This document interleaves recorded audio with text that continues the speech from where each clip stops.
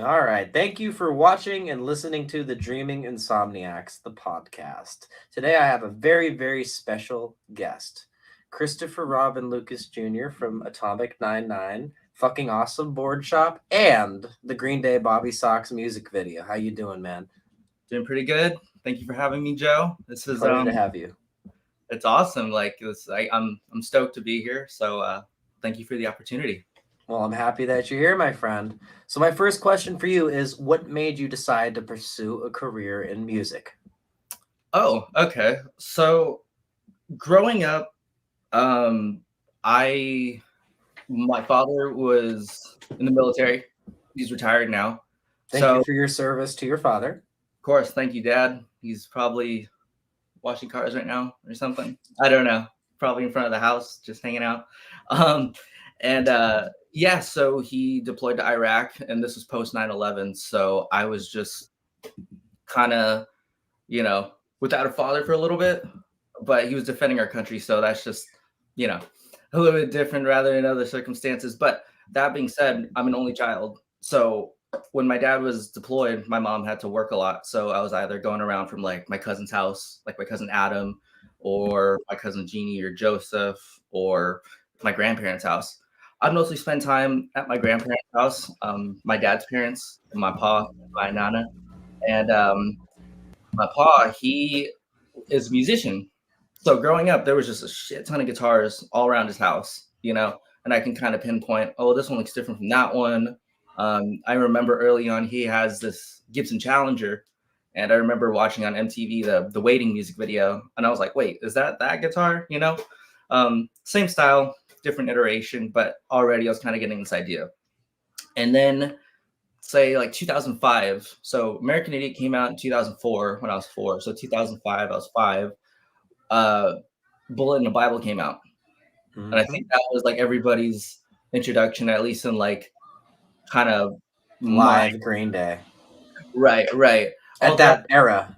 Yeah, of that era. But already I was already aware of who they were because I love them, right? And seeing that shot of the Green Day boys like walking out, and then you see Billy Joe just kind of like walk out last, and he like lifts his arms up, and everybody just fucking loses their mind. I just remember like I just like was sitting in front of the TV, and I stood up, and I just went like that too, because I just was like, wow, like I wonder what that must feel like. But he must be doing something right to where people like what he's doing. So why can't I do that? It's really funny that that's where your journey with it starts, because yeah. In like 2007, I had already seen them during the American Idiot tour. And I was, my mom was a drug addict, so she sent me to a bunch of residential homes when she couldn't take care of me.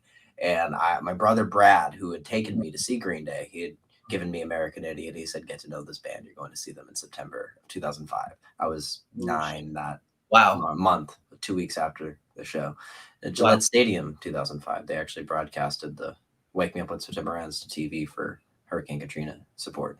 But yeah, I didn't know that at the time. But so he had brought me to a music store in Worcester, Massachusetts, and there was Bullet in a Bible. And that actually, that live show reminded me of how much fun I had at the concert I went to. It got me through 2 years of a shitty residential home where bad things were happening. I won't get into it. I've exposed them publicly. My point is, that got me through some shit, and watching that video made me realize this is what I want to do.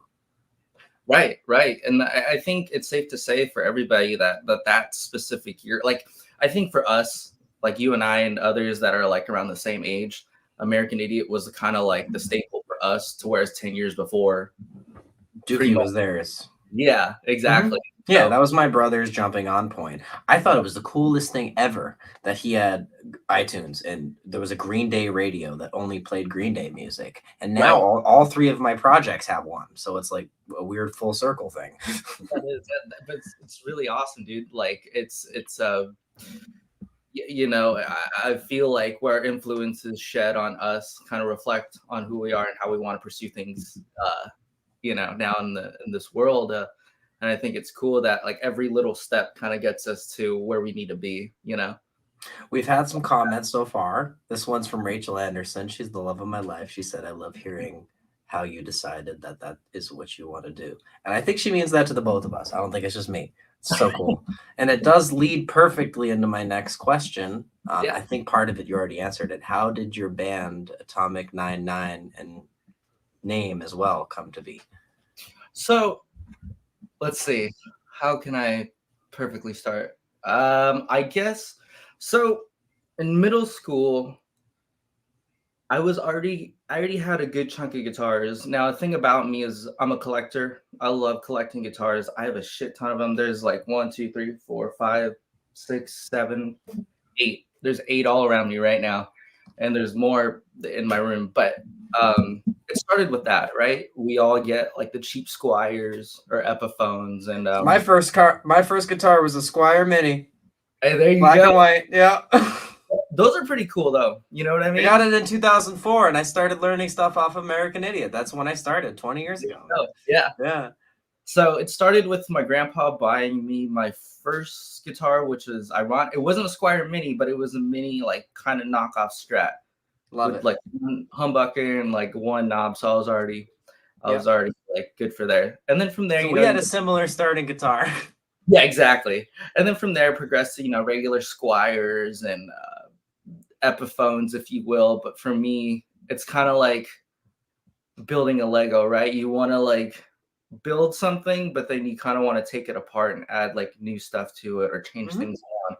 That's what I did. So I started like, you know, tinkering with my stuff, and then soon after, you know, from tinkering, like kind of getting something to what I like to now like having something like that I can make better use of, if that makes sense. So in that sense, after having this collection of guitars, along the way, just kind of practicing, I would kind of just fantasize that idea of like, well, I want to be in a band, you know, like what I like if Billy Joe can do it, then I could do it, right? Aren't you in audio engineering school too? Yeah, that's what I'm actually going to get my degree for. So as am I, and look, that's where it started. You're taking apart things technologically wise and putting it back together when it comes to your gear. That's all about soldering. The schooling we're doing. It pretty much is. It pretty much is. And I think like if you have like the logistics down with it, it's kind of just like a smooth sailing, if you will. I did not understand technology or components or any of that stuff, diodes, until now. I'm glad I started this because now I feel smarter. Yeah, exactly. You kind of like get to show people like these like quick like little tricks and like, you know. The cable I've been using to record, I built. Yeah. Oh, wow. Like, yeah, that was one of our projects in studio maintenance here. Can you see? I built that. Yeah. It works. It's awesome. The pedal did not work, and that's okay. I got a C+. I took the C+. Yeah. I did everything he asked of me. It still didn't work. He's like, you know what? You can try and get a higher grade, or I'll just pass you on this. I was like, all right. I would have taken that. Yeah, I took the C+. I still got a B on that course, but here's actually a good Epiphone. I don't know if you can see it, but it's a 98 Epiphone Les Paul Jr., but it's a Gibson Epiphone, so it's worth some more money than just Ooh, I think, are we gonna show some gear? Well, let's see. I'll jump back into this because sorry, I got distracted. I got excited. I could show you gear forever, you know. Fuck yeah, man. So I can show you my baby a little later. It's a 57 Gibson I picked up for $900. No shit. Yeah, I think it belonged to Ronnie Earl because it has a Ronnie Earl crew sticker on it. Wow. I'm not giving it back. Fuck that. Yeah, that's how I feel about my new #1 Gibson. Actually, it's funny because I told Billy Joe about that, and he was just like, "What the fuck?" But I'll get into that in a bit. So yeah, I can't wait. I'm so excited. I mean, everybody who's watching, look at the picture behind me right there. You see that? Yeah, we're gonna get into that. We're getting into that. So I wanted to start my own band, and in middle school, my best friend Sean, she's watching. What's up, Sean? And my other best friend Connor, it was just kind of like, oh, let's just hang out at my house and then kind of just like jam and fuck around, and you know, while others were playing like soccer and like basketball and football and stuff or whatever, you know, we were kind of just doing our own thing and skating. And skating was always a priority for us, like first and foremost. So I guess it's kind of like that like typical trope of like SoCal, if you will, right? If you grow up in SoCal, you're gonna skate, you know, eat Mexican food and listen to punk rock, maybe play in a punk rock band. And so we kind of were just under that image of like, oh yeah, we're in a band, but like we never like put out music, but we always like practice, you know, and like did things here and there, but everybody just started catching on. Green Day skates. If anybody here watched Quattro, that's on your back wall there. It was the making of documentary of the trilogy. And if anybody has not seen that, you should watch it because you'll appreciate those albums a lot more. Oh man, people always kind of like they kind of don't have nice things to say about those albums.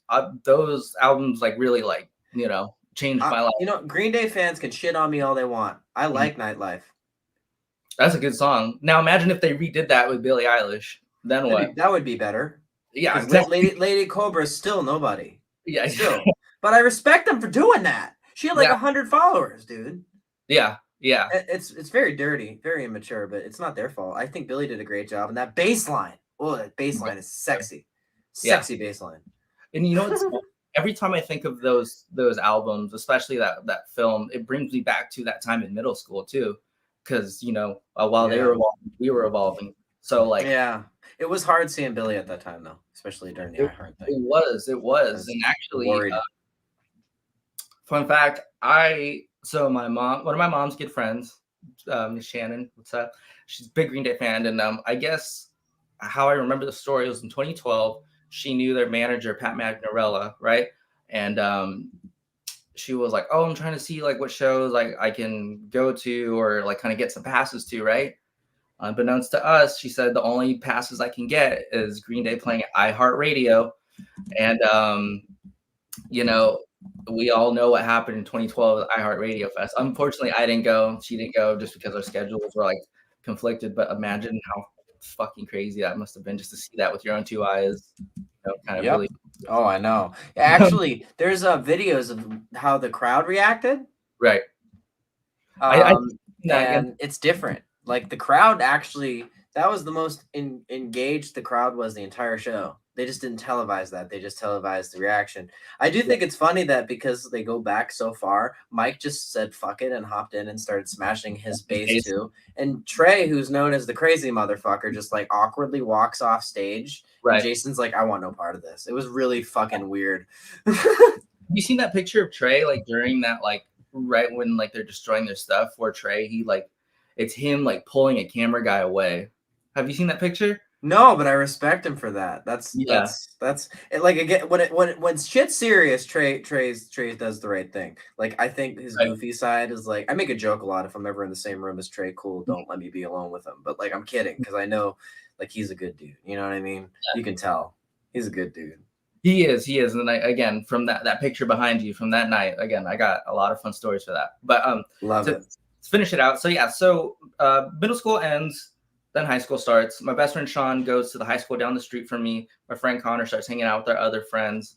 I started hanging out with this like weird skater group. And one day I was just like, I just looked around and I was just like, I couldn't take it anymore. Because is that your lady? Yeah, that's my lady. Shout out to you, lady. Shout out to the love of my life. Sorry for interrupting. I didn't. No, you're good. You're good. She always gets me all flustered. But anyway, mine does too. I get it. Yeah.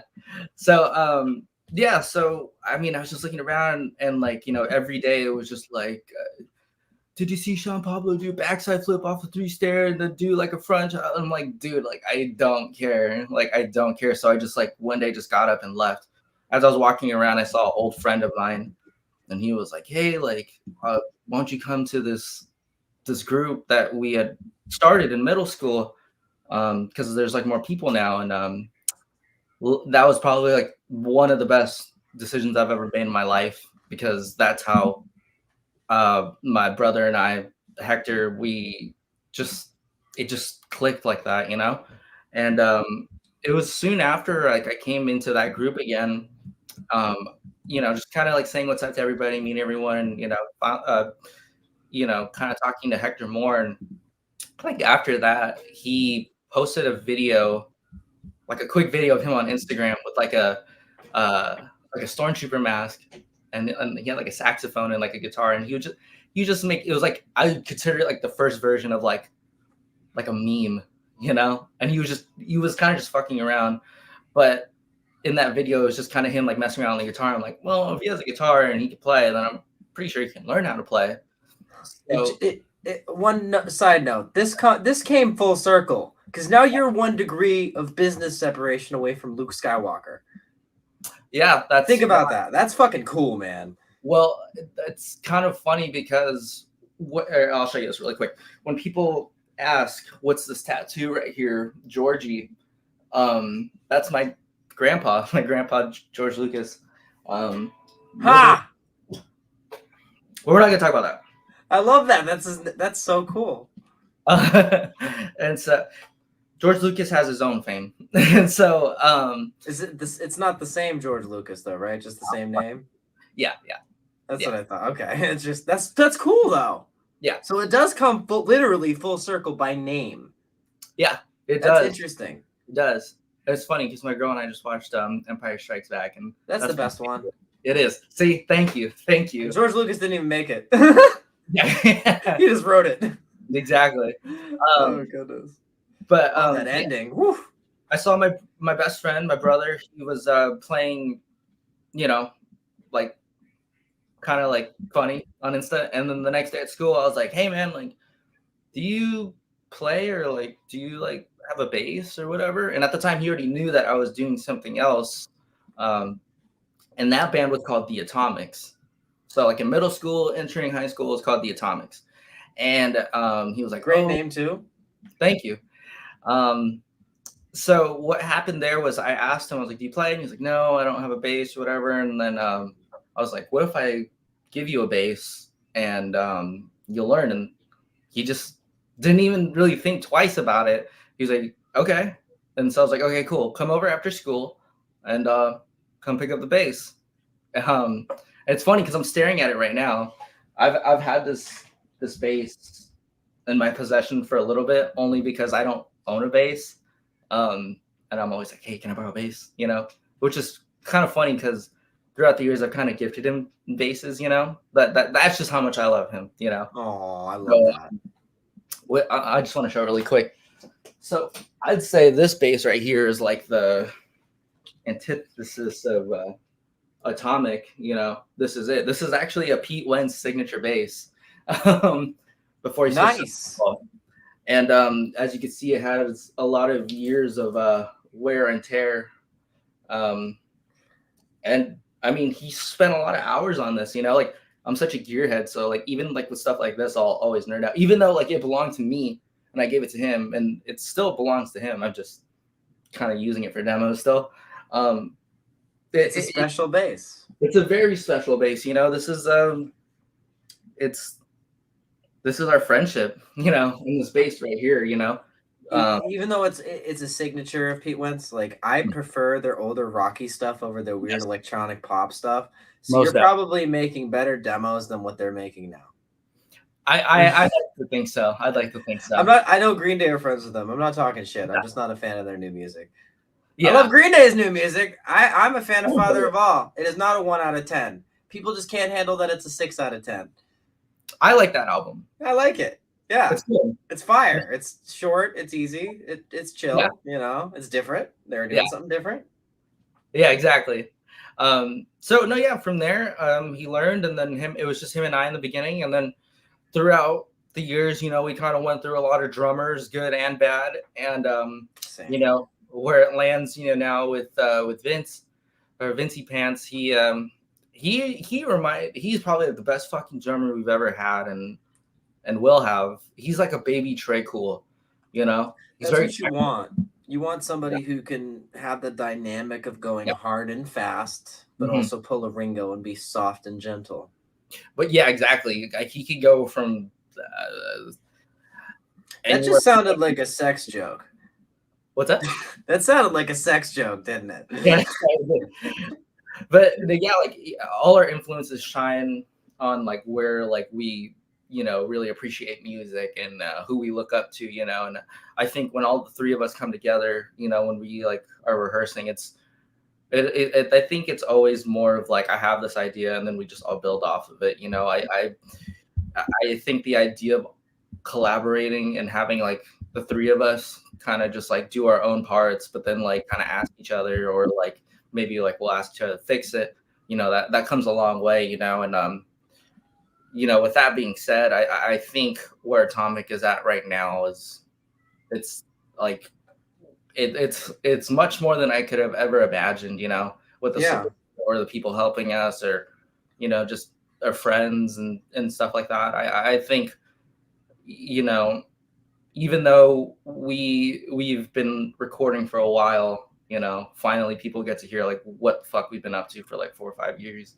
Mhm. But to answer your question about the name really quick, so when it was called the Atomics, there was already a band called that. Now there's a movie that I was watching called Fat Kid Rules the World. I think Matthew Lillard of Shaggy and FNAF fame. Scream. Scream. Yeah, and Scream, of course. Can't forget Stu. No, no, no, no. Stu, Mr. Lillard is a pretty old like punk rock Oh, head. SLC Punk. Yeah, SLC punk. There you go. There you go. Great movie. Great movie. And, and The Descendants with George Clooney, where he Yeah. was fucking his wife. That was awesome. He does a really serious role for him. That was great. Yeah. Sorry. No, you're good. So he made this movie called Fat Kid Rules the World. It's about He directed it, right? Yeah, he directed it, and I think His he directorial debut. Yeah. Shout out to Matt Lillard. He so it's about for those of you who don't know, it's about this kid. It's kind of a loner, kind of heavier set kid, kind of gets bullied and stuff, and then one day decides to try to off himself, but this like kind of punk rock kid comes and saves him and kind of introduces him to this world. Like, this is what punk rock is. You should play drums, and we'll start a band and stuff like that. There's a part in the movie where the kid and his punk rock friend are hanging out, and the punk rock friend just starts like tearing shit up and like writing on the walls and stuff, kind of just giving him like this, like what, like a lesson in punk rock of like, this is what it is, and I thought he wrote the Atomics on the wall. I don't know why I did, even though it hadn't, like, I don't even think it came anywhere close to that, but that's how my brain registered it, and I was like, oh, okay. So that's how that started. So fast forward when, we're actually a band in high school and we're playing shows and stuff, finding out that the Atomics is taken, it was kind of like a little bit of, I guess you could say, like Blink, well, they were just called Blink at first. There was already a band called Blink, so they just added the number, right? So people have like their theories on like what 182 is, just like what 99 is. Mm-hmm. But I'm not going to be like Blink and be like, tell some like obscure story. I think the people who already have it figured out, it's the year I was born. So funny, because my solo project is 9996. It's spelled TRIPPLE space NINE space SIX. Yeah. Because there's a movie called 999. So I was like, well, I have to come up with my own thing. And then my birthday is September 9th, 1996. 9996 9996. That's pretty cool, actually. And if I was born on your birth year, I'd be 9999. Yeah. So it's funny that we have that in common with our projects. Yeah. It's cool. It's pretty cool. So yeah, that's how the name came about, and then it always stuck. But with Atomic, it's like we kind of wanted to break away from like the Blink kind of stereotypes. You guys are a trio, you're a number band, you stand on the left, Hector stands on the right, you both sing and stuff like that. So that's why we kind of just steered away from more of like that sound. I didn't hear Blink when I heard your album. Okay, thank you. At all. Thank you. I heard Green Day influence, but it sounds like your own thing, which I love. So that before I go into my next question, my little plug for you to the audience, everybody go listen to Youthful Adolescence by atomic99. It came out on December 7th, 2018. And my next question for you will lead into that. What are your upcoming projects? What are you working on? So for the longest time, people were like, where's the new music? What are you guys doing? Now, we've played shows throughout the years, of course, and of course, new songs.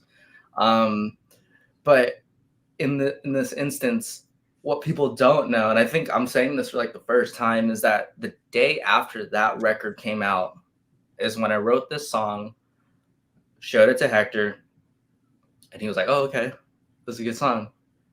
And that was the day we started writing what's now to be the sophomore record. And you spent 6 years on it, so it's going to be damn good. You took your time. That's beautiful. we took our time with it, you know, and most people, I mean, yeah, they'll put out music within like a couple months span, maybe a year, you know. I know that like our friends with we're friends with Pierce the Veil, and they took a long fucking time to make their new record too. But They're great too.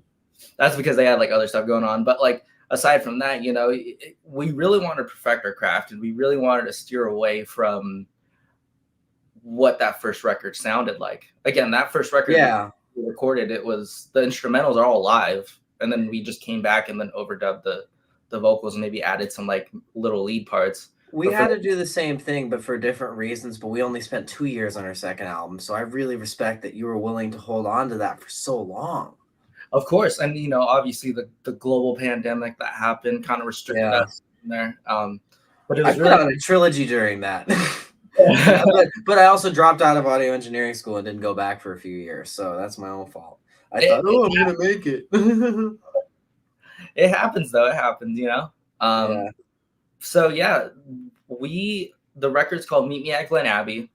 Love it. And Glen Abbey is the cemetery down the street from us, you know. So for people who are like, well, what the hell does that mean, you know? It's just the cemetery down the street from our house.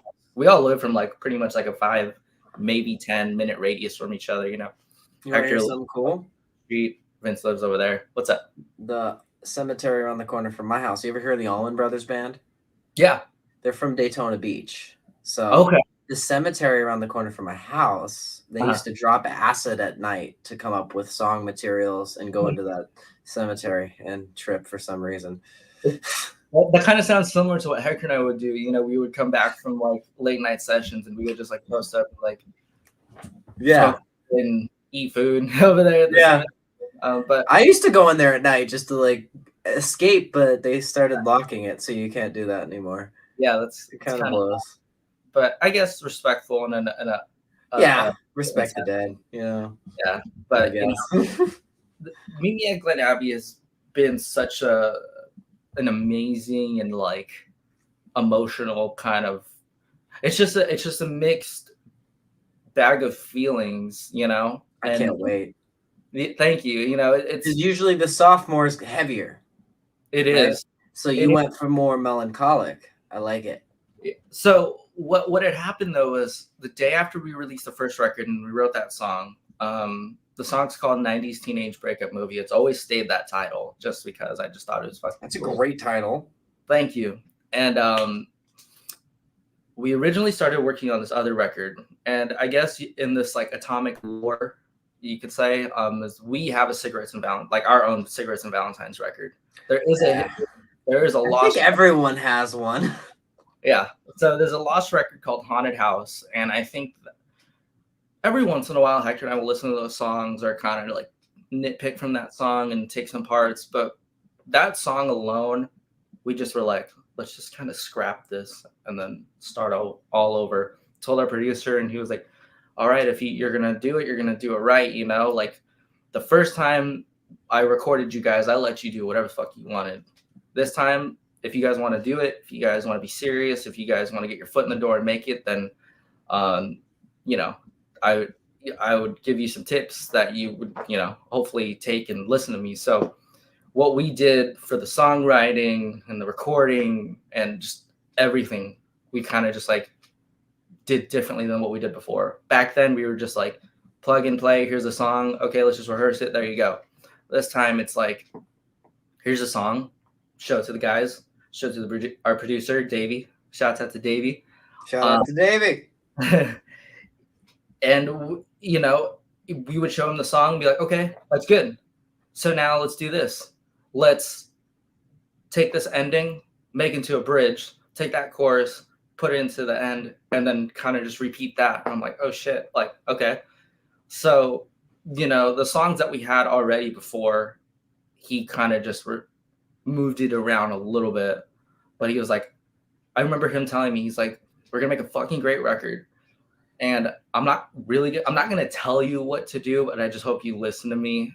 And, you know, we're not difficult at all. You know, if he says this sucks, you should do something else, then we'll do it. You know, we're not going to argue it. And so, you know, where it stands now is this beautiful 10-song record. You know, Vince 10's a good number. It is. Vince just finished up the drums. I know Hector and I are gonna finish up guitar and basses within like the next 2 weeks, and then after is kind of like the final vocals, and then gets mixed and sent out to the world.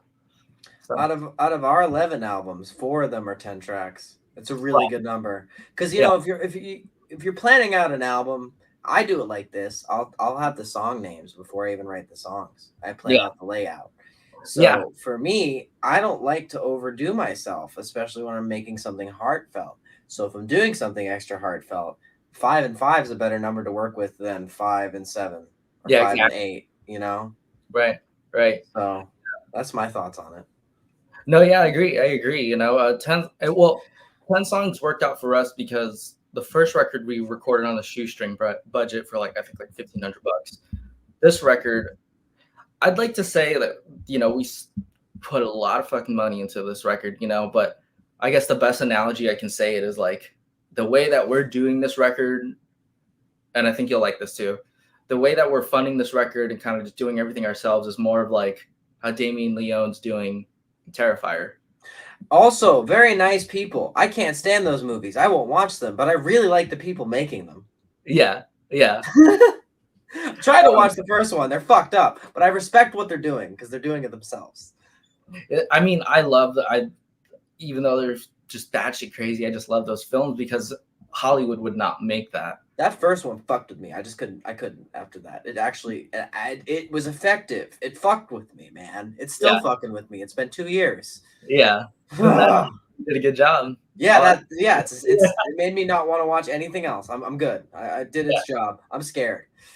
Yeah. Art the Clown is scary as shit, even though the guy who plays him is so sweet.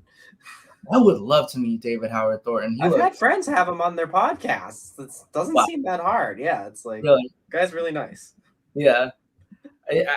Well, maybe one day, one day. You know who I have had on, who's really nice and completely the opposite of his big character, is Alex Hernandez, who played Lincoln Clay in Mafia 3.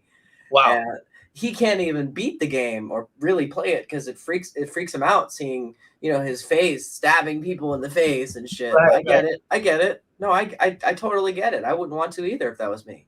I think something similar to that, like Nicolas Cage was just like, I don't want to do something like Long Legs ever again because I'm pretty sure that kind of fucked with his psyche a little bit. To see that, I heard it's really good. I've seen it twice. I think it's it's a really good film. I'll check it out. I love horror and I love Nick Cage. Unbearable Weight of Massive Talent was one of my favorite movies of 2022 because he fucking plays himself.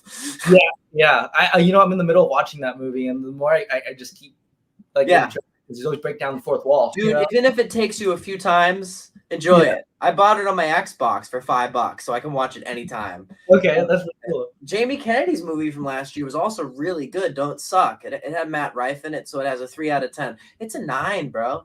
Really? Yeah, it's a lot of jokes about cancel culture that Jamie Kennedy's addressing in it. It's great. Jamie's also a buddy. He's coming on soon. That's awesome. I'd love to meet him too. I think Scream's my favorite movie. Maybe I'll try to connect you guys if you want. I think in my neck of the woods for Comic-Con. You should go see him. Yeah. Seriously. I'd love to. I'd love to meet him and Matthew Lillard too. So. Oh yeah. Even if you meet him if it's not Comic-Con or just a regular horror con, even if you wait in line for a few hours, they will see everybody. That's what they do. I love it. I have seen Signs. I saw it in 2022. I didn't like it. I thought the alien looked like shit. It was CGI. Come on. What happened to the guy in the suit? I miss that. Xenomorph style? Yeah. Yeah. Well, okay, no, that one shot in the original Alien has not aged well. That's a guy in a suit. But there's certain scenes in that where the prop looked great. Yeah. Great. Totally side note, but it kind of reminded me of that because I've been showing my girl the Star Wars trilogy, at least 4 through 6. The real ones. Yeah, exactly. And even the prequels are better after what Disney did to it, though. Yeah, and I will never get tired of seeing this, and I'm pretty sure you know about it. It's in A New Hope. This is how fucking indie film it was, where the stormtroopers are coming out, and then one of them bangs his head on the fucking the doorway. That's just That's awesome. That's What like about the fucking guy in the werewolf costume in the cantina scene? Like, yeah. I love it. Oh, You know man. what? It's funny because George Lucas recently came out and saying like, giving Kathleen Kennedy shit for like adding inclusion to Star Wars. He's like, it's always been inclusive. It's I aliens. know, right?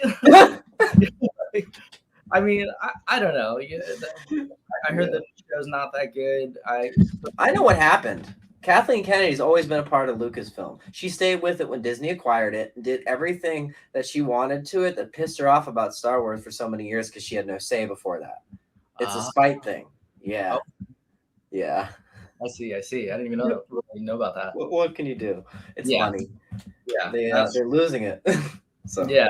I mean, the fact that Disney altogether had to pivot and put one Marvel Cinematic Universe movie out this year and make it rated R. Because that's how much money they've lost. Last year they were going to be shut down. You know what's crazy is that it's such a fucking like spectacle. Like, I live like 15 minutes from downtown, and that's where Comic-Con is. And I guess on Thursday the whole like Deadpool cast came, and it was just I saw the panel. Wild. And then like outside they were doing like this crazy like fireworks show or something at Petco Park, and I was just like, wow, like I've never seen that before. Speaking of that movie, them releasing the soundtrack spoiled the credits of the movie. So I mean, I don't want to get into spoiler territory, but I know what you're talking about. So somebody said it in a spoiler review. The credits will be the time of your life. I was like, fuck you. And then I just watched a bunch of spoiler reviews. Now I know what happens. I don't care. It doesn't bother me anymore. Yeah. It's like one thing's been spoiled. Fuck it. I know now. Yeah. I mean, I've seen some spoilers too, and I'm like, okay, that's cool. But other reviews. I'm sorry to steer away from the interview. Yeah, it's all right. I heard it was all right. I heard some people didn't like it. Yeah. But I mean, I didn't like Deadpool 2 when I first saw it. So that one I like it more. So it's way funnier than the first movie. The first movie is like bipolar as hell. It's like really funny 1 second, and then it's like, oh, okay, now I'm depressed.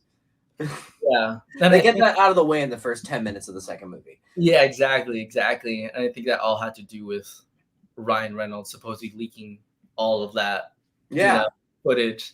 I think that first movie was him. It was totally him. Rob Liefeld said, I know who it is, but I'll never tell. And Ryan Reynolds said he's 70% sure that it was. He's 70% sure it might have been him or something like that. It's a huge number that confirms it was Ryan Reynolds. But you know what? I'm glad they did it because I just watched X-Men Origins Wolverine the other night, and it's actually pretty good to the last 10 minutes. I mean, the CGI's unfinished, but I'm just saying, till what they did to Deadpool, it's great. Yeah. It's actually a great movie. So you haven't seen the new film yet? No, we're going to see it next week. Okay. I didn't want to go to a packed theater. Right. But back to the topic of the interview. Yes, sir. How to the skating thing in your area. You have a board shop, fucking awesome boards. How did that come to be? So fucking awesome is not my board shop. So what it is a little bit background context. There's a professional skateboarder named Jason Dill. He used to skate on Alien Workshop for more of like, I guess, nostalgia factor. What that most people didn't know is that, and this is how I met Jason, not like in person, but like knew about him. He was on the Osbournes. He was always on that show. He was living with Ozzy in the Hollywood Hills because he was friends with Jack and Jamie Kennedy's friends with Jack. Yeah. You know, Jack's a cop. I love that. The Prince of Darkness's son is a cop. That's so funny. Sorry. No, you're good. So I call him the boss man. I don't know if you like me calling him that. You know, he's just like, dude, just call me Jason. You know, or Dill. And he's a professional skateboarder, and him and his close friend Ave decided to start this skateboard company called Fucking Awesome. Now, for those who don't know, that brand Supreme, you know, the big red box logo, they used to have a skate team, but unfortunately, you know, the team members kind of lived fast and died young, you know. So what Fucking Awesome is the skateboard team now for Supreme. And so growing up, at least here in SoCal, skateboarding is such a culture, and it's kind of intertwined with the music. I don't know how it is out there, more East Coast, if you will, but down here, it's like punk rock, hip hop, surf, skate, sunny weather all the time. So, you'll see skaters go to shows and, the other way around. Mhm. And then sometimes if you're like me and Hector, who skated and, plays music, Green Day too. Do they still skate, by the way? To my knowledge, probably. I like that. Well, if Tony Hawk's still doing it. Oh yeah, yeah. You know what I mean? I was just with Tony Hawk a couple months ago, and I was with him the day after the when we were Young Fest, and If you ever see him again, tell him that Joe Motti from the Dreaming Insomniacs played all of his games growing up, and he respects the fact that he's still going. I will, and I'm pretty Please. sure he'll be stoked to get. Oh yeah, of course. No, yeah. So yeah. Oh my God, I just lost my train of thought right now. Sorry. You were hanging out with Tony Hawk. It was after the When We Were Young Fest. Yeah, and what's crazy? He had a board. Well, we had this. There was this event for our friend Otis. You see the hat right there. Oh, forever. He unfortunately passed unexpectedly. Oh, I'm sorry for the loss. It's all good. I just hope he's at peace now. If you will. Yeah. But we also wish that he was here with us still, because he was like an anomaly. I look up to Otis just like how I look up to like my other peers here. Like, he was a big San Diego local. Like, he knew everybody and everybody knew him. He helped out Blink during Cheshire Cat. He produced that record. He knew Green Day before they even blew up. He was the Lookout days. Yeah. They were. And it was funny, and I'll get into this a little bit later. But in that picture with Billy Joe and I, he was telling me some stories about Otis, like pretty dookie. Did they name their personal studio after him? I would like to think so, but it could be another reason. But yeah, I think for me to feel better, I'd like to think that. Yeah, I wish they'd do more in Otis. Revolution Radio was awesome. Yeah. I know that they kind of moved out of the East Bay, and now they're living like an hour 30 north from where I'm living. So I think they kind of like more down here, because the East Bay is just so dark and always cold. Down here it's like super. Yeah, I also wouldn't take them for LA people. Billy's talked enough shit about LA. I don't like LA. Nobody likes LA. I hate the Dodgers too. Yeah, my buddy Dave McCuca just went to visit. He's a radio DJ at Surf 97.3 in Flagler. He's put us on regular rotation for 6 years. Him and the owner, Vern, who just interviewed me, that's on the channel. They went out to visit LA, and he's like, Joe, it's everything that you've heard of and all. I'm like, yeah, David, just remember, it's who you go with. It's who you're with. Exactly. It's who you're doing it with. Like, every city has good and bad, and I'm sure there's worse there than Daytona Beach, and Daytona Beach is pretty bad. Like, so it's like, yeah, no, I get it. I totally get it.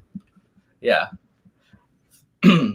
So so like I thought you were part of the formulation of it. So are you like are they sponsoring you, or what's the affiliation with Fucking Awesome Boards? So the affiliation is this. So again, so growing up in that culture, if you were a skater, then you kind of had a lot of knowledge about skaters, brands, board preferences or whatever. And when Fucking Awesome was coming out, it was kind of like, like, that's kind of cool, because there's really not a brand that's just very bold like that. With a name like that. With a name like that, yeah. And so, obviously we knew who like the two main skaters were, and it was cool because the artwork is like Winston Smith, like Insomniac. It's very cut and paste, and like, very punk rock. And all the graphics that Dill makes, or all the graphics that you see on their products, it all comes from one person, and that's Dill. I love that. He's like me. He's like the everyman for the project. Exactly. He said, if there's no products if I don't make anything. I love it. And so from there, we spend a lot of time in LA and Long Beach, but mostly in Hollywood, and that's where their shop is at. And some pro skaters will hop on by like every once in a while or whatever. And, Hector and I, we would just go there and hang out, It was kind of like, in a sense, kind of getting back to our roots too, with like, skateboarding and just kind of hanging out with our friends there, and one thing led to another. And then Dill started hanging around the shop a little bit more. And I was just like super starstruck, and, we talked to him, we hung out with him, and he gave us some shirts, he even made this custom shirt. I rarely wear this shirt, but I was like, I'll wear it for him today, and it says, I'd rather have a bottle in front of me than a frontal lobotomy, to mom weights. Love it. That reminds me of one of my favorite, most intricate Green Day songs, Before the Lobotomy. Yeah. It's funny because the only way that the fans know about that one is if they listened to the album at the time and or saw them live. Right. And if people try to say talk shit about Green Day's chord progressions, go listen to that. Yeah. Tell me that's not the most unique thing you've ever heard. That Misery, Restless Heart Syndrome, Viva La Gloria, Little Girl. Yeah. If you still want to talk shit, you're probably wrong.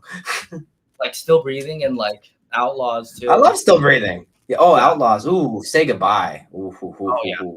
That's like Troubled Times. Yeah. That whole record. I've been listening to that like this whole week. And it's crazy.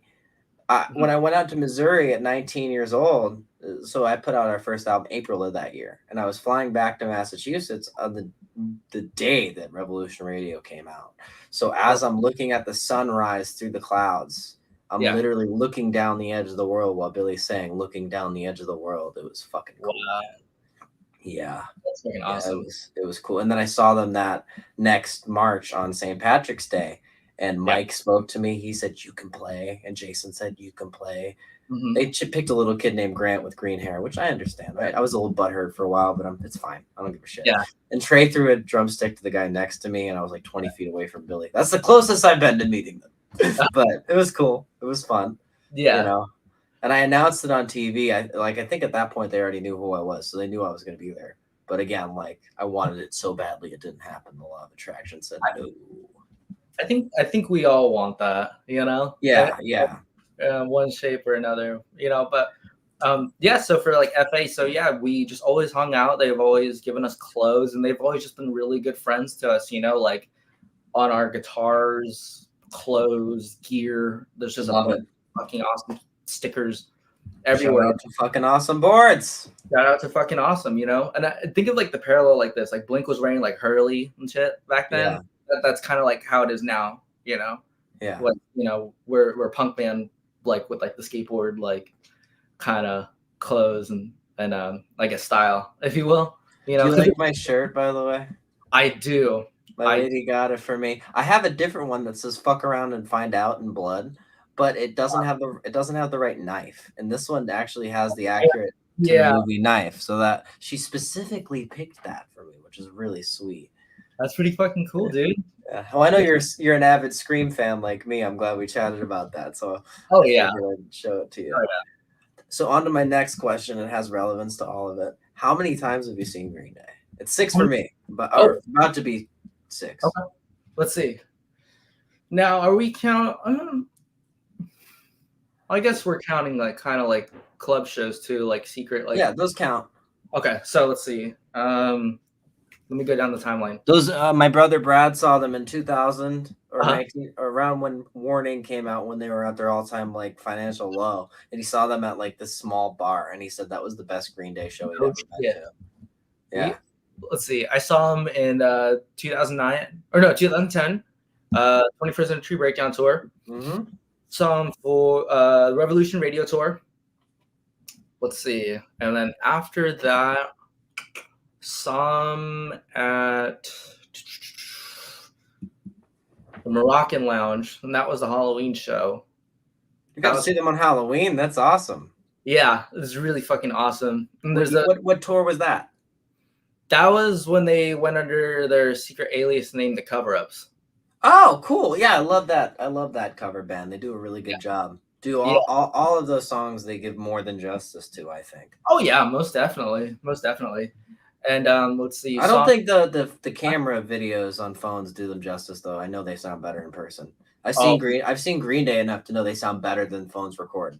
Yeah, the Moroccan Lounge, I'd say those cover-up shows are more memorable for me, at least, just because they were like in your face.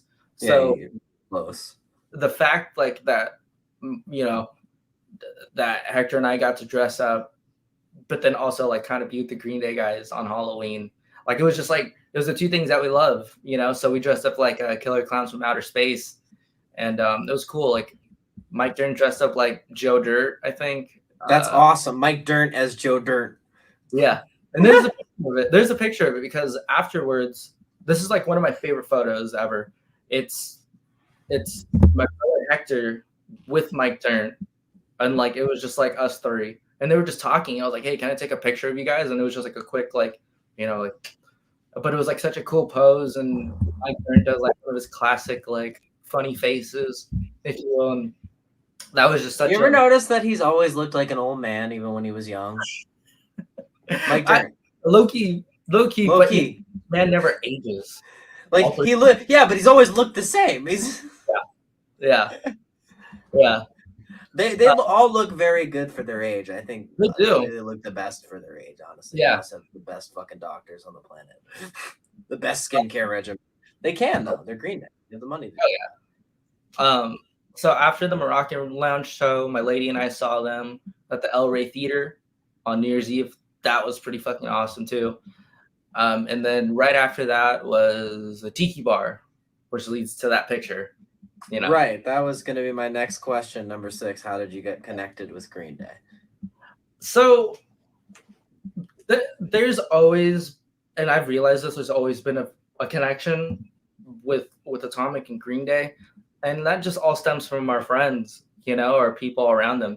Our producer has worked with them. He worked on Back in the USA at old studio that we all used to go to called Hurley Studios. I love that song, by the way. Underrated as fuck.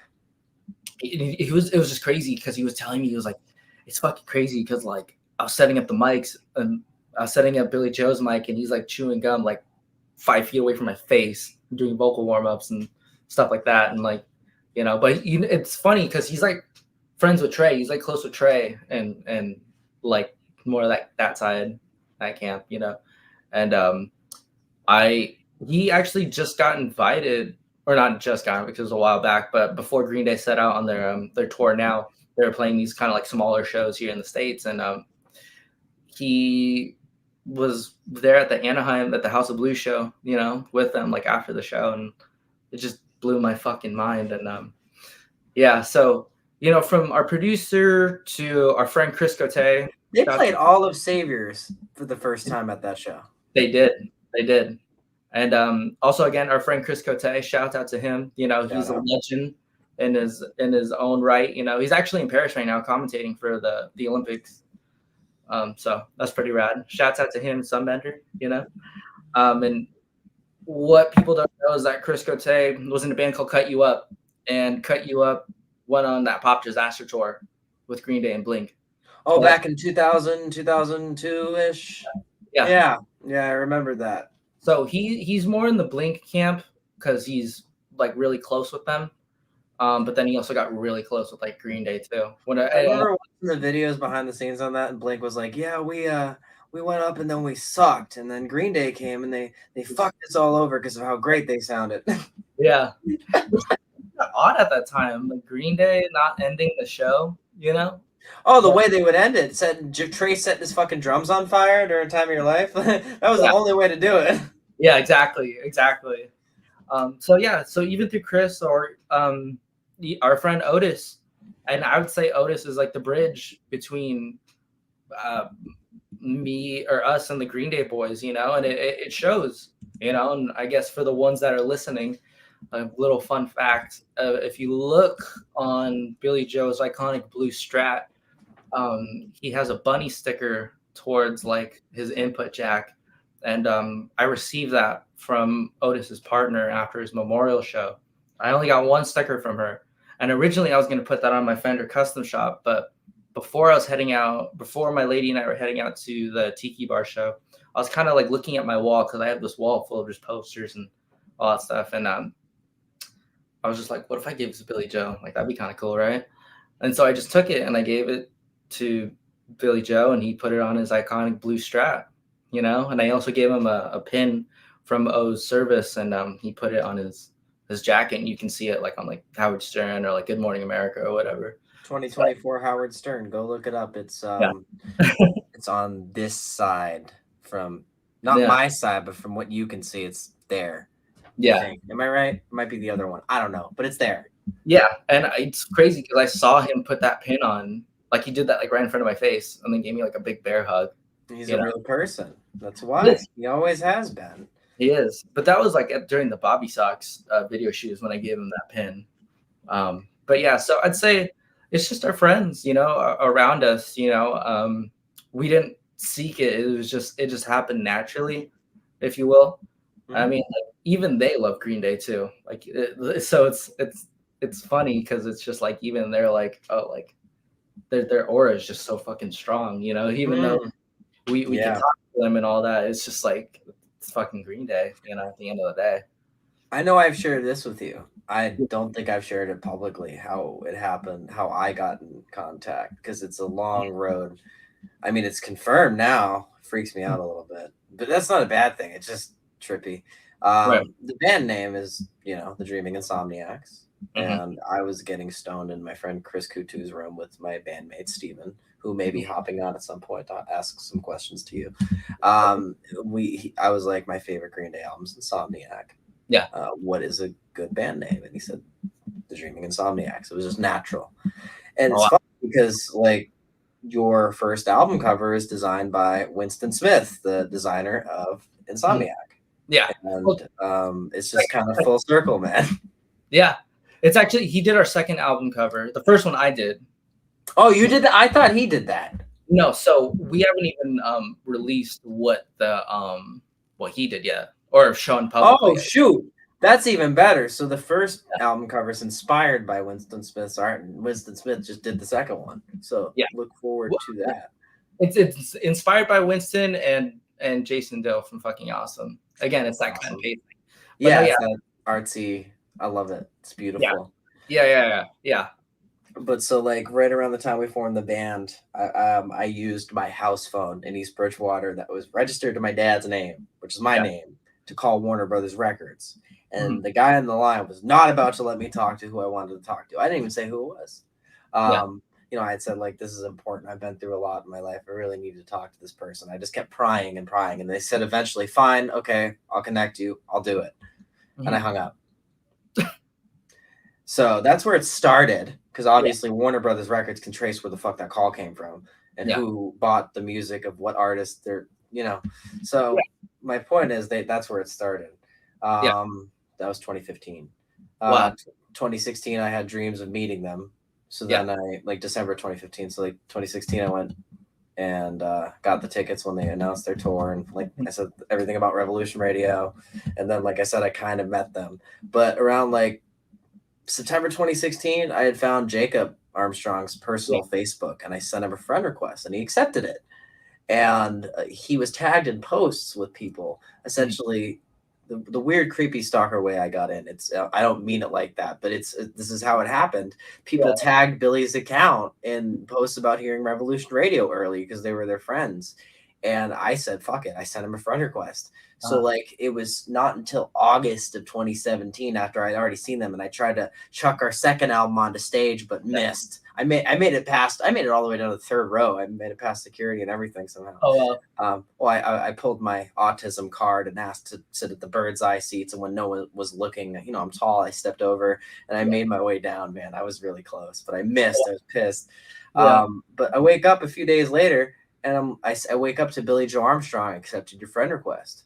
So I'm like, oh, fuck. I didn't say anything. I was like, oh, I didn't get called up on stage. Man, I'm not going to say anything. And then he deleted the account like 2 days later. So, oh, no shit. And so then 2 years after that is when I was making Rock and Shock, the first part of our trilogy. And I decided to start going to school. And Chris Dugan, their live mix engineer, was responding to my Facebook comments. So I told him I planned on going to school for audio engineering thanks to his mixing, and I respect his work. And he said, thanks, Joe. Good luck in school, and always make sure you're having fun. And I said, actually screenshotted that. I helped his page get 1,000 likes because for some reason he didn't have that at the time. Yeah. And then he eventually stopped using Facebook and went to Instagram. So that makes a lot of sense. So then you told me that you're buddies with him. I found his Instagram, shared a podcast reel that he was in the other day for what was it, WGA or something. And he shared that too. And I had sent him, this is all because of you, Link. And he hearted the messages. And that was fucking awesome, man. So it's this weird thing where like we both started this journey connected to Green Day and somehow found a way to be like literally connected. They just gave us a shout out on Saviors on the title track. Everyone's asleep, but nobody's dreaming. We got all the fiction that's worth believing. Second album, Everything You Know Is a Lie, and I'm sorry to tell you that you've been lied to for a while. Billy's listening, and I think that's fucking awesome because that's all I want to do. That's it. All this work is worth it. We made a follow-up track, a response on our new album called Life Preserver, and it's literally a direct response to Susie Chapsticks and Saviors. Wow. Cool. That's fucking awesome. And they approved a cover license for Macy's Day Parade, which is on the deluxe version. So shit's working, man. It's going. It is. It's all working out in your favor too, you know? And it's our favor. It's working out for you too. Yeah. Like I said, shouts out to Chris Dugan, you know, guy's a real sweetheart. And I love you. Yeah. Great drummer, great just live mixer, just Doesn't he drum with the cover-ups? Yes, he does. He does. And it was funny because the last time I saw Dugan was that night, at the Tiki Bar show. I believe he did a lot of the drums on Billy Joe's No Fun Mondays album too. He did too, and I think not all of them, but because Billy did some of them. I know that, and I'm pretty sure Trey did at least one of them because I could tell by style all three of them. But he did work on that on drums. I'd like to say that Chris Dugan also did drums for Jesse Malin too for that new single that just came out. Yeah, which I'm going to buy. You should all buy it. Billy Joe did a cover on it. It's great. Yeah. It's awesome. It's awesome. I could not stop listening to it last night. It was great. Then the Corvette Summer video with Mark Hamill, like I said. Oh my God, that's fucking awesome. Going back to the so we are both one degree of business separation away from Luke Skywalker. How does that make you feel? Well, you know what? It'd be a dream come true. Even meeting like Harrison Ford, so that guy's funny you say that because the radio station host, the guy that had me on that brought my buddy Dave to LA recently, he was an extra in a Harrison Ford movie in the 80s. No shit. Yeah, so he got to hang out on set with Harrison. There's pictures of him on set with Harrison. It's fucking awesome. Wow. Yeah. It's crazy how like it just all brings us together, you know. And he seems grumpy, but he seems like he'd be grateful. He doesn't seem like he'd be like when Bruce Willis was making Cop Out with Kevin Smith, and he's like, I hate the ones that say Die Hard the most, and it's like, oh, that's how you really are. Okay. Yeah, exactly. I love that Billy's not like that. That makes me really happy. I could tell though that he is who he is. He's a real sweetheart, and I've met a lot of people that I've wanted to meet, and I've yet to meet someone that I'm just like, wow, that person's a fucking dick, or like, you know what I mean? Like, I had a friend who told me that they had a girlfriend that met Billy Joe and said he was an insufferable, egotistical dick. I was like, what? I don't believe that at all. Number one, she was probably being a screaming, annoying fan. He probably had a long day. He was probably overwhelmed and he didn't want to deal with it. Yeah. And you know what? In that picture behind you, you know, pretty much summed up what you said, except for the, you know, what she said, you know. What she said was wrong. I don't agree with that. I've been in the same room as this man 5 times, and not once did I ever get that feeling while he's performing to 10,000 plus people. Yeah. Which says something. It does, you know, in the interactions that I've had with him, you know, it's just, I sometimes I'm like, I wish I wore those like Google glasses or whatever, just something that I can just like, you know, record and just like remember throughout the time, you know, or whatever will have you. Well, you got that to look at anytime. I do. And anytime you want to come back and watch this podcast, it's right there too. Yeah. You know, because on the Bobby Sox video shoot, it was very strict. It was a strict shoot. Yeah. But you also got a free show out of it too, which is cool. Hell yeah. Oh yeah. Okay. Wait. So 7 times. Saw him 7 times. Because of that. That does count. That does count. And the only reason why I know that's because I listen. I pay attention. I know they got to play some songs for you guys too. Yeah. Let me take it back. I love that they actually played. That was the best Green Day show I've ever been to. What did they play? Did they play any deep cuts? So this is what happened. I guess we can kind of like segue into the Bobby Sox shoot. Yeah. So, I guess they were kind of calling out for like, like, oh, are you if you're in LA this day and you're free, kind of let us know. It was that kind of ordeal, And for the Bobby Sox shoot, unbeknownst to us, it was just my lady and I that were in the video, and she plays in her band called the Cat House. So shout out to the Cat House. Exactly. And so when we got to the set, I realized like, oh, a good chunk of these people here are like bands that are all coming up, like just like us, Even Miley Cyrus's boyfriend was there too. It was crazy. I love that. Yeah. So a bunch of the people that were in the video followed us because you shared this. So thank you for that too. Yeah. It was just rad. It was rad, like a good chunk of bands that are like blowing up or coming up on the scene. We were all there, and there's probably like 30 of us there. So we got to the set, had to sign NDAs, and they were like, okay, so this video shoot's gonna be a while, but we need phones. So we had to go phones, which is fine. That's fine. They wanted it to come out when they wanted it to come out. Yeah. And so what had happened was, so we got to the set. It was this old, like, dingy ass house in like LA. It was all gutted. And when you look in the backyard, Hans, Billy Joe's tech, and all the other techs are back there setting up gear. And I'm like, oh, like they're like setting up gear. Like it's just not like here's like a head and cabinet and and stuff like that. Like this is they're actually doing something, like they're bringing cables out. Like in videos, you're just playing through playback, if you will. And you don't really need to have all the electronics set up. So when they were like doing a sound check, just the text, I was like, what is going on here? So around 10 a.m., they were like, okay, we're going to start shooting some B-roll footage, like the party setting, right? And, if you look in that Bobby Sox video shoot of just like all of us, that was probably the shot or those shots from like early as fuck in the morning. And so, the director and everybody else, in the backsleys, they were just like, oh, well, okay, so they're going to come like at 1:30. We're going to break for lunch, and then we're going to shoot. Shout out to A. Baxley and Ryan Baxley and Rob Fidel. Yeah. Just letting y'all know we love them too. Of course. And so they kind of gave us the rundown, and we made friends with Green Day Incorporated, Green Day Inc. Shouts out to them. They just flew out from, I think, England to New York to go watch them this morning. So is that their company?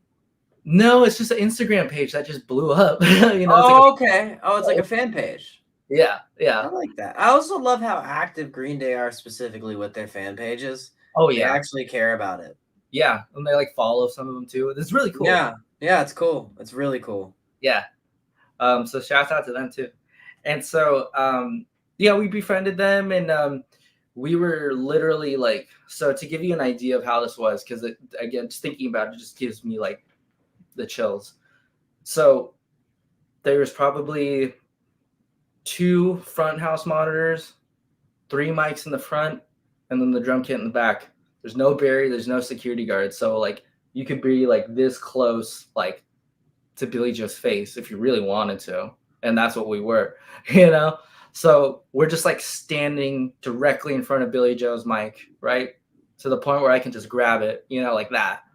And so we're just standing there because we're like, okay, well, if we just stay here, we'll be in the shot, whatever, what have you. And then I remember we're just all talking, and then I'm like looking around, and we're in the backyard because that's where they shot it, in this house. And there's like a back porch. And then I kind of turn around and I see like the Green Day boys like walk in the house, and they're just kind of like looking around, and I was like, oh, holy shit. Like there they are. And I remember I told my girlfriend, I was like, babe, there's Billy Joe right there. And she like turned around, and Billy Joe walked out of the back and like onto like the back porch or whatever, and he kind of looks around and like those two just like make like direct like eye contact. She was like, Oh my, that's awesome. yeah. And That's so so cool. after they came, we break for lunch, and then after that, they started like walking towards us, right? Like onto like the set or like where their instruments were. And I was just like this. I'm like, holy shit, like this is crazy, Like I could just give this dude a hug or like a fist bump right now if I really wanted to, and there's no security guard that's gonna tell you like not to do that, Or pull you off, yeah. Well, exactly, because that's what we're here for anyways, to be in this video with them. So Ryan Baxley was like, okay, so we have a surprise for you guys. And what we do, I think they're fucking with us. Oh no, the snoo, the network. No, I think they're fucking with us, man. I don't know what's going on here. I don't think they want us talking about Green Day anymore. I don't know. I don't know what's going on with the network. I don't know. I don't know. I mean, hopefully we see more soon. I don't know what's going. I think Fink just made an appearance. All right, what's going on here? Let's see if I can fix this. Hold on. All right. Oh, there we go. All right, we're good. Oh wait, no, Fink's still there. Ah! Fink unmasked. Yeah.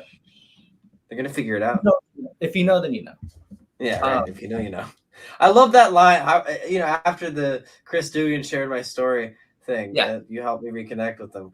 Yeah. I didn't even know he had an Instagram. I would have reached out sooner. I went and I stayed up all night and watched Heart Like a Hand Grenade. And that one line where it's like, give him that network look, Billy. No, they're gonna figure it out. Billy's just acting like none of that's being said. He's just pretending like that's not even a thing. So let me ask you this really quick. Back into this. What do you think this new documentary is going to be about? Because we've already all seen Heart Like a Hand Grenade. What more can they add to this supposed documentary that's coming out about American Idiot? Oh, is another American Idiot one coming out? Supposedly it's coming out September. I don't think there was enough of the making of in that thing. I think there was just a lot of bullshit between in the studio. Okay. But I feel like John Roker was more focused on the network stuff and more serious about that. I really do. Just watching, compare like the weird artsy shit that's put into Disease's Punishment compared to Heart Like a Hand Grenade, and it's clear. I do love that in the intro of Heart Like a Hand Grenade, the Church of Leshtology logo is in the background. Yeah. And it's also on the Foxbar Hot Tub's first album. Like, it is. Green Day has built a lore. They most definitely have. And I could say that because Mike admitted it's them in Rolling Stone in 2013. So we all know. Like, come on. That's just like a game everyone plays. Yeah. So so go back to the shoot. So they put on their instruments and stuff, and they're kind of just like looking around. Again, there's like 30 of us, so they're just like, oh, what's up, and it's just like, holy shit. And so Ryan Baxley's like, oh, they have a surprise for you guys after the shoot. But I guess Mike was like, hey, do you want to warm up with some songs? And they're like, yeah, let's do it. And then they just immediately started playing a set. They're going to do it after, but decided to do it before. That's fucking awesome. Yeah. I guess they didn't even have to wait. Yeah. So they started with American Idiot. They played Dilemma. I know they played Nice Guys Finish last. Which they never pull out anymore. No, they don't. And it was in like the standard like Nimrod tuning too. Dude, they pulled out the Grouch last year. I was in shock. Wow. Yeah. I was like, the first show they played 1981. They played the Grouch. I was like, bro, that's my buddy Ken Sledge from Sledgehammer Horror's favorite Green Day song. Yeah. Mine's a toss up between Misery, Peacemaker, East Jesus Nowhere, and a few others. But yeah, I like their B-sides a lot. Oh yeah, I've been listening to a lot of Shenanigans too. Oh, dude, I need them to play Desensitized. Oh yeah, and Sick of Me, but he probably won't play that because he wrote that when he was mad at Adrian, and that's not going to go over too well. So I get it, So, and then I think the last song they played was Bobby Socks, and they were like, "This is the first time we ever played this song." You got to experience that. Yeah, and then right after is when we started shooting the video and stuff, and it was really cool. And then after the shoot, it was kind of like if you stayed, then you got lucky, but if you didn't, it's just like, oh man, I totally missed out on that. So after the shoot, they're like, okay, we're done. They didn't tell you to leave. You know, they didn't tell you could leave. That's So great. all the Green Day boys were just all around, and then that's when I started talking and becoming friends with Kevin Preston too, because has a good relationship with our producer, and actually Shout out to Prima Donna. shout out to Prima Donna. I had no idea that he played on the Foxborough Hot Tubs album.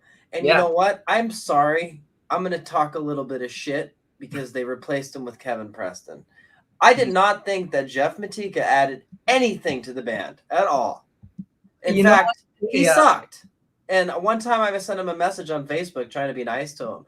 You know what he did? He opened it and never said a word. Man, that's like a dick move. You don't do that. And then after that whole controversy too, I think I don't know, but what? Well, that's why Kevin's in the band now. What happened? I guess Jeff Matika's partner was like cheating on him, and he used his Green Day status to tell the fans to, I guess attack, not physically. Okay, so it's good that I talked a little shit then. Good. Fuck that. You don't do that. That's not it's a privilege to be able to play with those guys. Yeah. You don't do that. Yeah. I will like if your girl cheats on you, move on. Find someone else. Find someone who's better. That's the right thing to do. Not that shit. Don't fucking care. Yeah. Like, okay, look at everything coming out about Hollywood, about like Diddy and shit like that. Oh yeah. When has, other than things that are out of Billy Joe's control, that of course he probably definitely warned his kid about. Other than that, when has Billy Joe's name ever been torn into things like that? Never. In the 30 plus years that they have been a band, that has been clean for a reason. Yeah. So like that's a little different, but Jeff Matika shouldn't be pulling that into that. That's not. Yeah, exactly. Right. Exactly. I was sad about the whole not seeing Jason Freeze. I just found out it's because he has stage 3 lung cancer. Yeah. So I actually respect Coolio O'Toole for learning those songs real quick. Yeah. Yeah. And you know what's cool? I was kind of nervous to talk to him because he was also backstage at the Tiki Bar show, but I did acknowledge, like, hey, dude, like, you're going to fucking kill it. Freeze or Cooley? Cooley. Yeah, no, I heard him mess up a couple times on Jesus of Suburbia, but that's a 9-minute song, whatever. Like to be able to because they were planning on bringing Freeze with them on this tour, like they always do. So for him to have to learn all of those songs on the fly like that, Coolio O'Toole is awesome. I didn't even know who he was before this. Yeah, I think he's in We the Kings, right, or something like that. I didn't know who he was until Billy gave him a shout out on stage. I was like, oh, it's not Jason Freeze. Something's different. What's wrong? Something's wrong. And now I know. So sending love to Jason Freeze and his family. He'll be out. You can fight this. Yeah, well, I think he just got cleared, so he'll be out on this tour, the U.S. tour now. Thank God. Yeah. Okay, good, because it's not the same without Jason. Yeah, I think we might get King for a Day now on that. Yeah. Well, we can't do it without our sax player, man. Exactly. And I love me some Shout. Give me some Isley Brothers, Yeah. So yeah, the Bobby Sox shoot, it was a dream come true, and they played that set, filmed for a couple hours, and then after, they were just hanging out. They were just all hanging out, and we went inside the house, where the thing was, and Trey was there and Billy Joe was there, and I was standing next to him, and I was just so fucking nervous.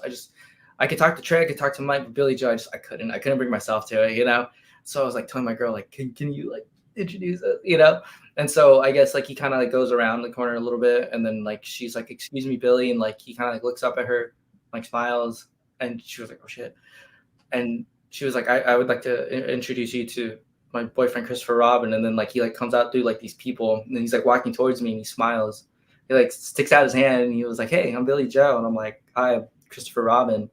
And then like we were just talking, and it was just fucking awesome, and it was beautiful. And then we started talking about our friend Otis, because I gave him that pin that he wore on Howard Stern, and it put a lump in his throat. I can hear it in his voice. It kind of changed, kind of trembled a little bit, and he got a little emotional, And it's so fucking funny because a little bit after that, when he went on Howard Stern, he talked about his experience meeting Eddie Van Halen. That's how I felt, like to the T. You know, a very emotional moment. And he put the pin on his jacket and he gave me a big hug, you know, and he's like, thank you. I'm gonna cherish this forever, you know. I'm And about to start crying. it was fucking awesome because, you know, again, we miss our friend Otis, and Otis was always at a Green Day show, always backstage, always took pictures of Blue, you know, always on the side of the stage, you know. Rest in peace, Otis.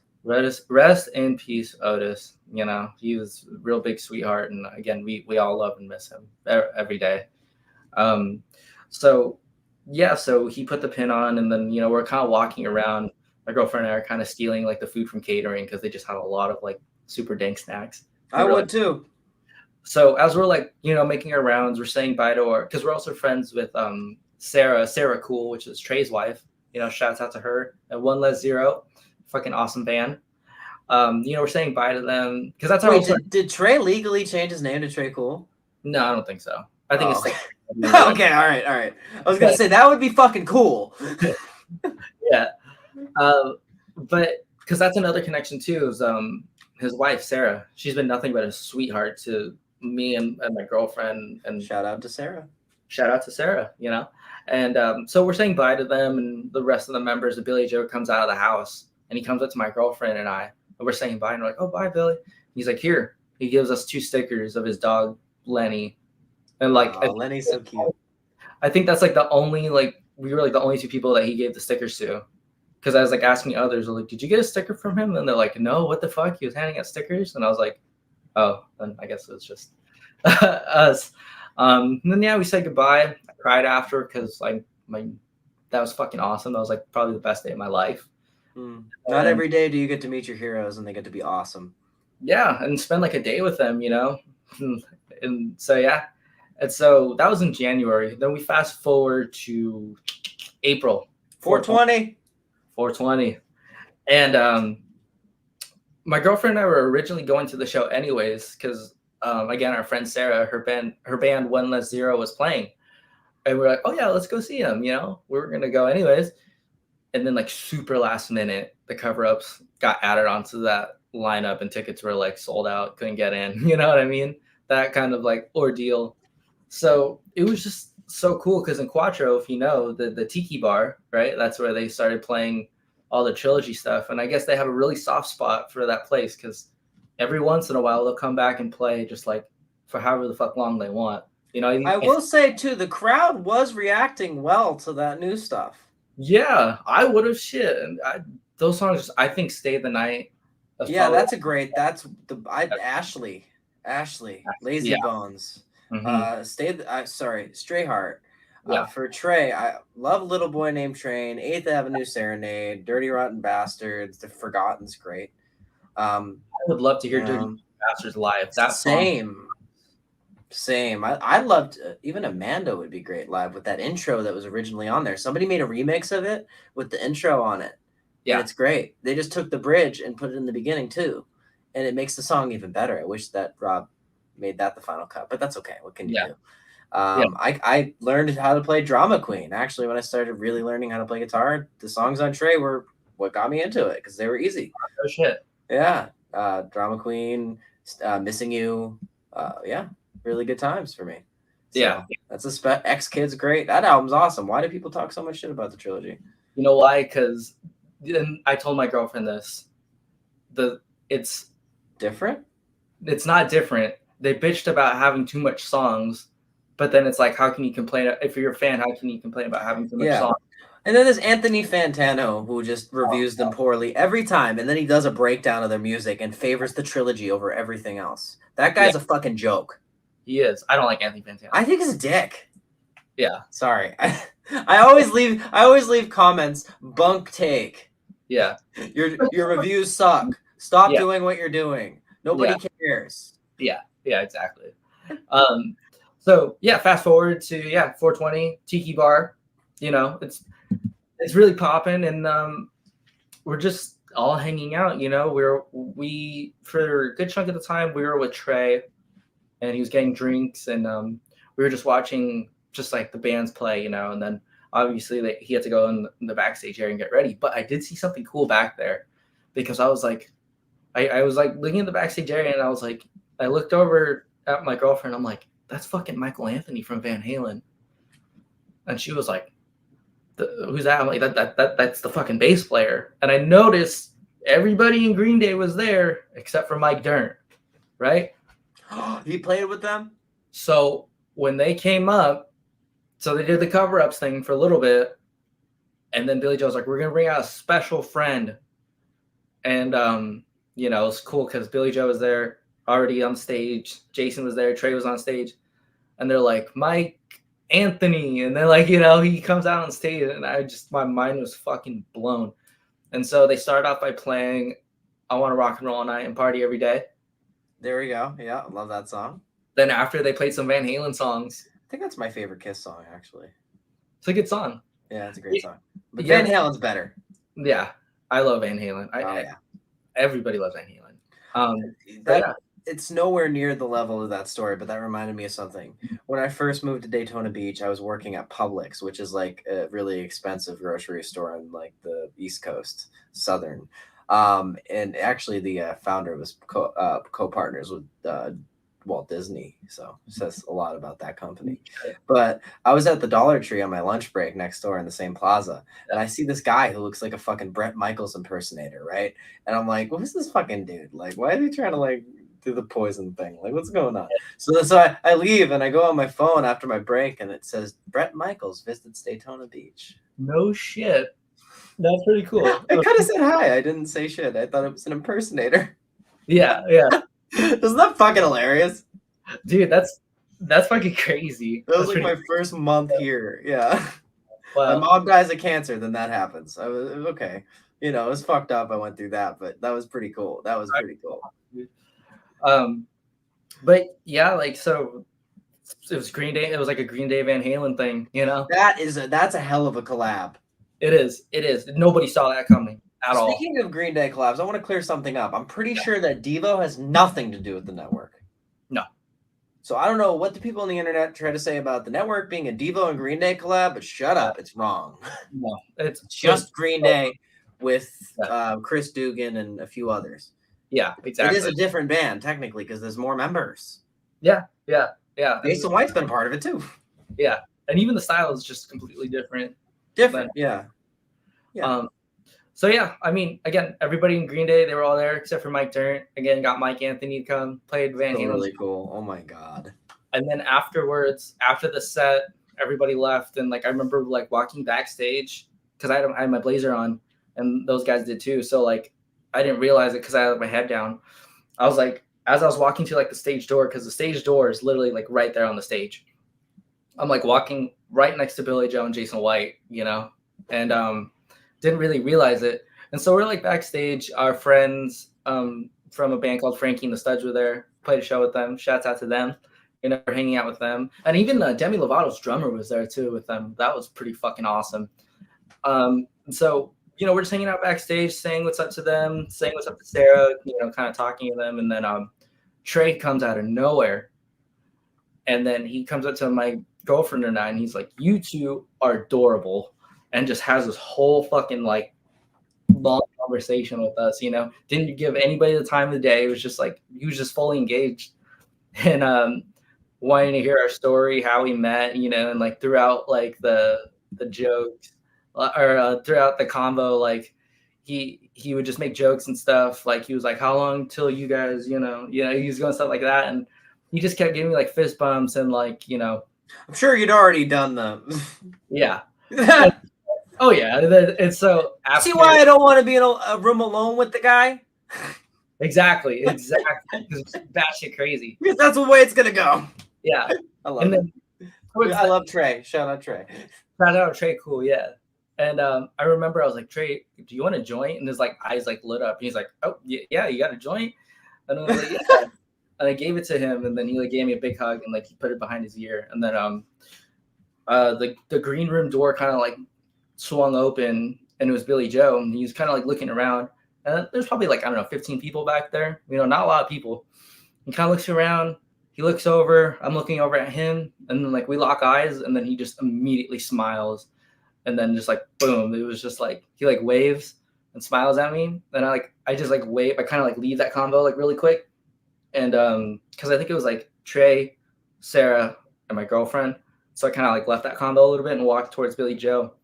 And then all of a sudden he was just like, "Hey, it's nice to see you again." And like he gave me a big fucking hug, and like we just caught up and we talked, and we were talking about gear and everything. And actually, fun fact, my new main guitar is one of his signature guitars, but it's like a more like super rare model. So he just came out with this new like silver Les Paul Jr. I acquired that, and then I saw someone that lives like in almost San Francisco. So where I'm from, San Diego, that's quite a drive, you know. They played Judge's Daughter at Chula Vista in 2010. They did. They played that. They They never fucking pulled that song out. I love that song. They played that, and then they played Platypus. You know how I remember? Yes, they did. You know how I remember that too from watching the video, and he couldn't remember the lyrics, and he's like, "It's San Diego." Yeah, I find it hard to be myself. I fucking love that song. Yeah.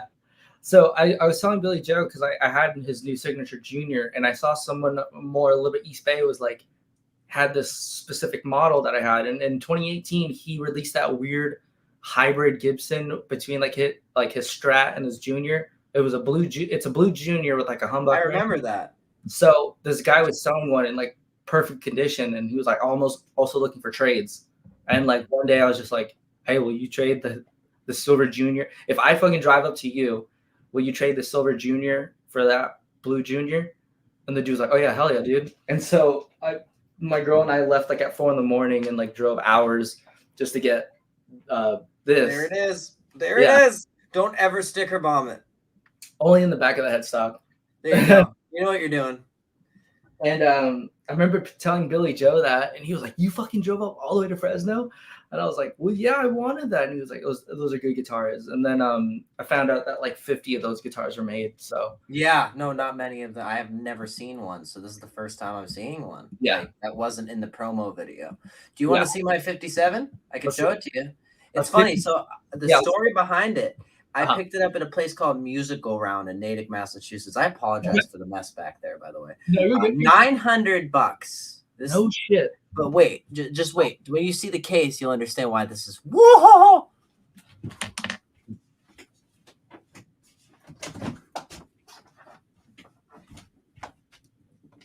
Oh wow. So I don't know if you can tell, but that's an original Lifton case. Yeah. That's before Gibson had their own case company. So that's when they outsourced to Lifton. So this case alone is worth $1,500. I had no idea. But the guitar itself was re-enameled. So there are no 1957 ES-125s that have vintage sunburst. Sorry, no, they all have vintage sunburst. There are no ebony ones. I misspoke. My apologies. But this one is ebony. So I guess they used like a car finish on it and reshaped the headstock. So it's like all fucked up, but it's unique in its own way. It's got the original 1957 bridge P90. And it's a fucking beautiful guitar, man. This is my you could do punk, you could do pop, you could do 50s, you can do 90s, you can do 60s. This is the guitar. Definitely a fucking steal. Baby. Definitely a steal. I had them hold it for a week, and I was like 20, 21, and they're calling me up like saying like, "Oh yeah, you can't hold this here anymore, man. Like people want to buy this." And I'm like, "Listen, I have the money. I just have to wait in the mail for it." And then it came, and I was able to get it. So funnily enough, perfect transition. We have a special guest. This is our bandmate, Stephen Spacey. He's been with us since the very beginning. I mentioned him earlier and how the band name formed. So welcome, Stephen. What's up, Stephen? Oh, we can't hear you, man. This is the thing. It's just this mixer. We'll figure it out. Stephen, are you related to Kevin Spacey? No, it's not his real name. We still can't hear you. No. Is there something I can do here? Maybe. No. Okay. It's okay. We'll figure it out. Hey, that's part of audio engineering, right? We're all audio engineers here.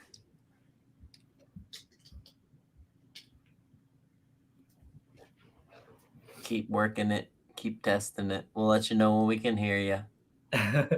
We're not in any rush. No pressure. No stress. That's a great thing in the studio when you're recording music, by the way. No stress. Yeah, no stress at all. Like the way we've been recording things lately, like just staying in Long Beach with our producer and just, you know, uh, just hanging out, like we're just hanging out. That's all it is. And I like being in the studio, especially like if Hector's there, then him and I can fuck around the most, but we'll still get like a lot of shit done, but yeah. Once we get Steven on, wait until you hear how we make music, because I live in Florida and he lives in Massachusetts. Okay. So Nice. when you hear how we made our most recent album, you're gonna lose your fucking mind, dude. I just came back from Florida. I was in Pensacola. Nice. The weather was so fucking gnarly. It's brutal right now. I thought it was a mild summer, like it was not gonna be as bad as last year, but I forget that August is the worst, so it's coming. But I live in Daytona, so just don't even bother visiting here. It's awful. It's dangerous. Yeah. It may look pretty in some parts, but it's scary. It's What's the scary. What's the weather like over there right now? It's hot. Today was nice. I wanted to go to the beach. It's at the end of my street. There we go. Hi, Stuve. Hello. How you doing? What's up, dude? Sorry, I just had to actually use my mic. I was trying to use the laptop microphone, but that wasn't doing it. It's okay. We still got you. Yeah. We managed to fill the void of silence. So it worked out. Thanks for hanging out in the meantime. Thanks for coming. We're happy to have you here. Thanks for having me. I appreciate it.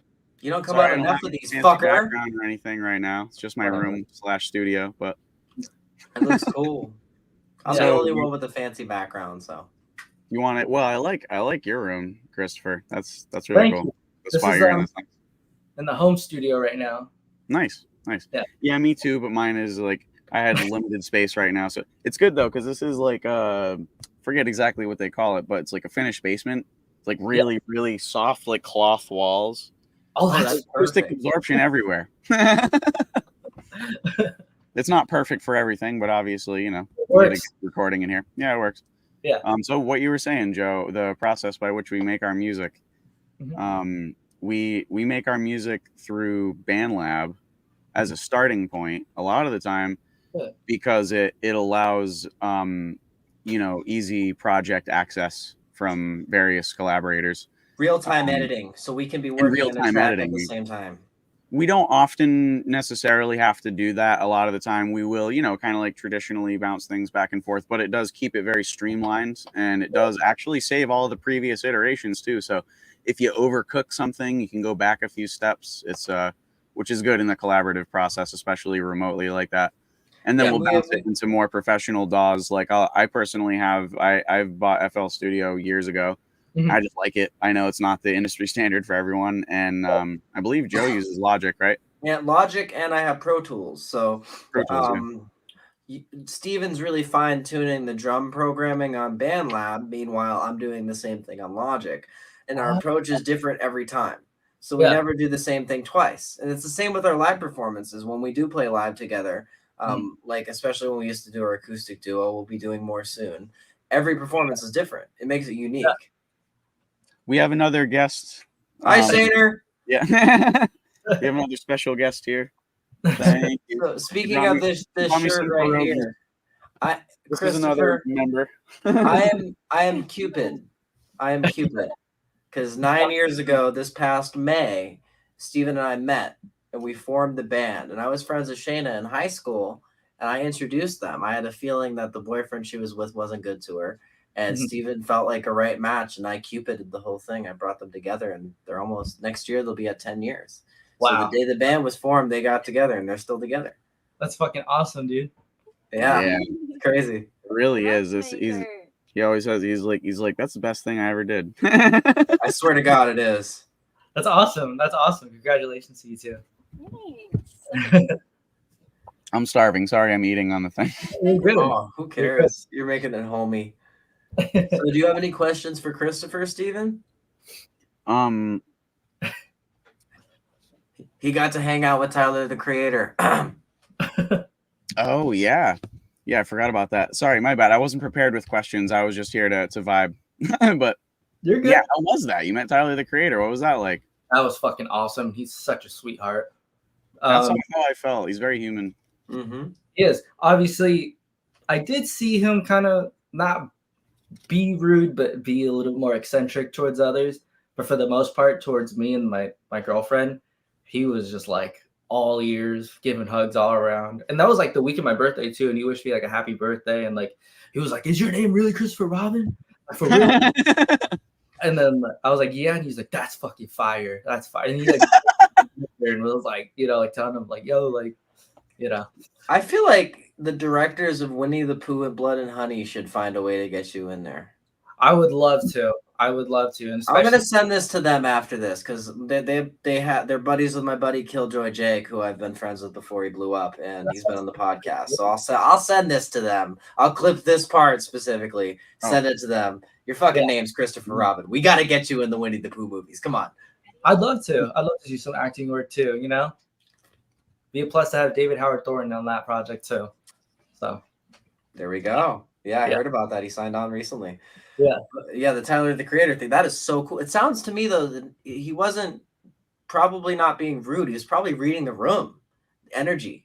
Yeah, there's probably some off energy there, and he wasn't vibing with that. And he was nice to you guys because he vibed with you. Yeah. Well, and another thing too is that one of two things. That brand fucking awesome.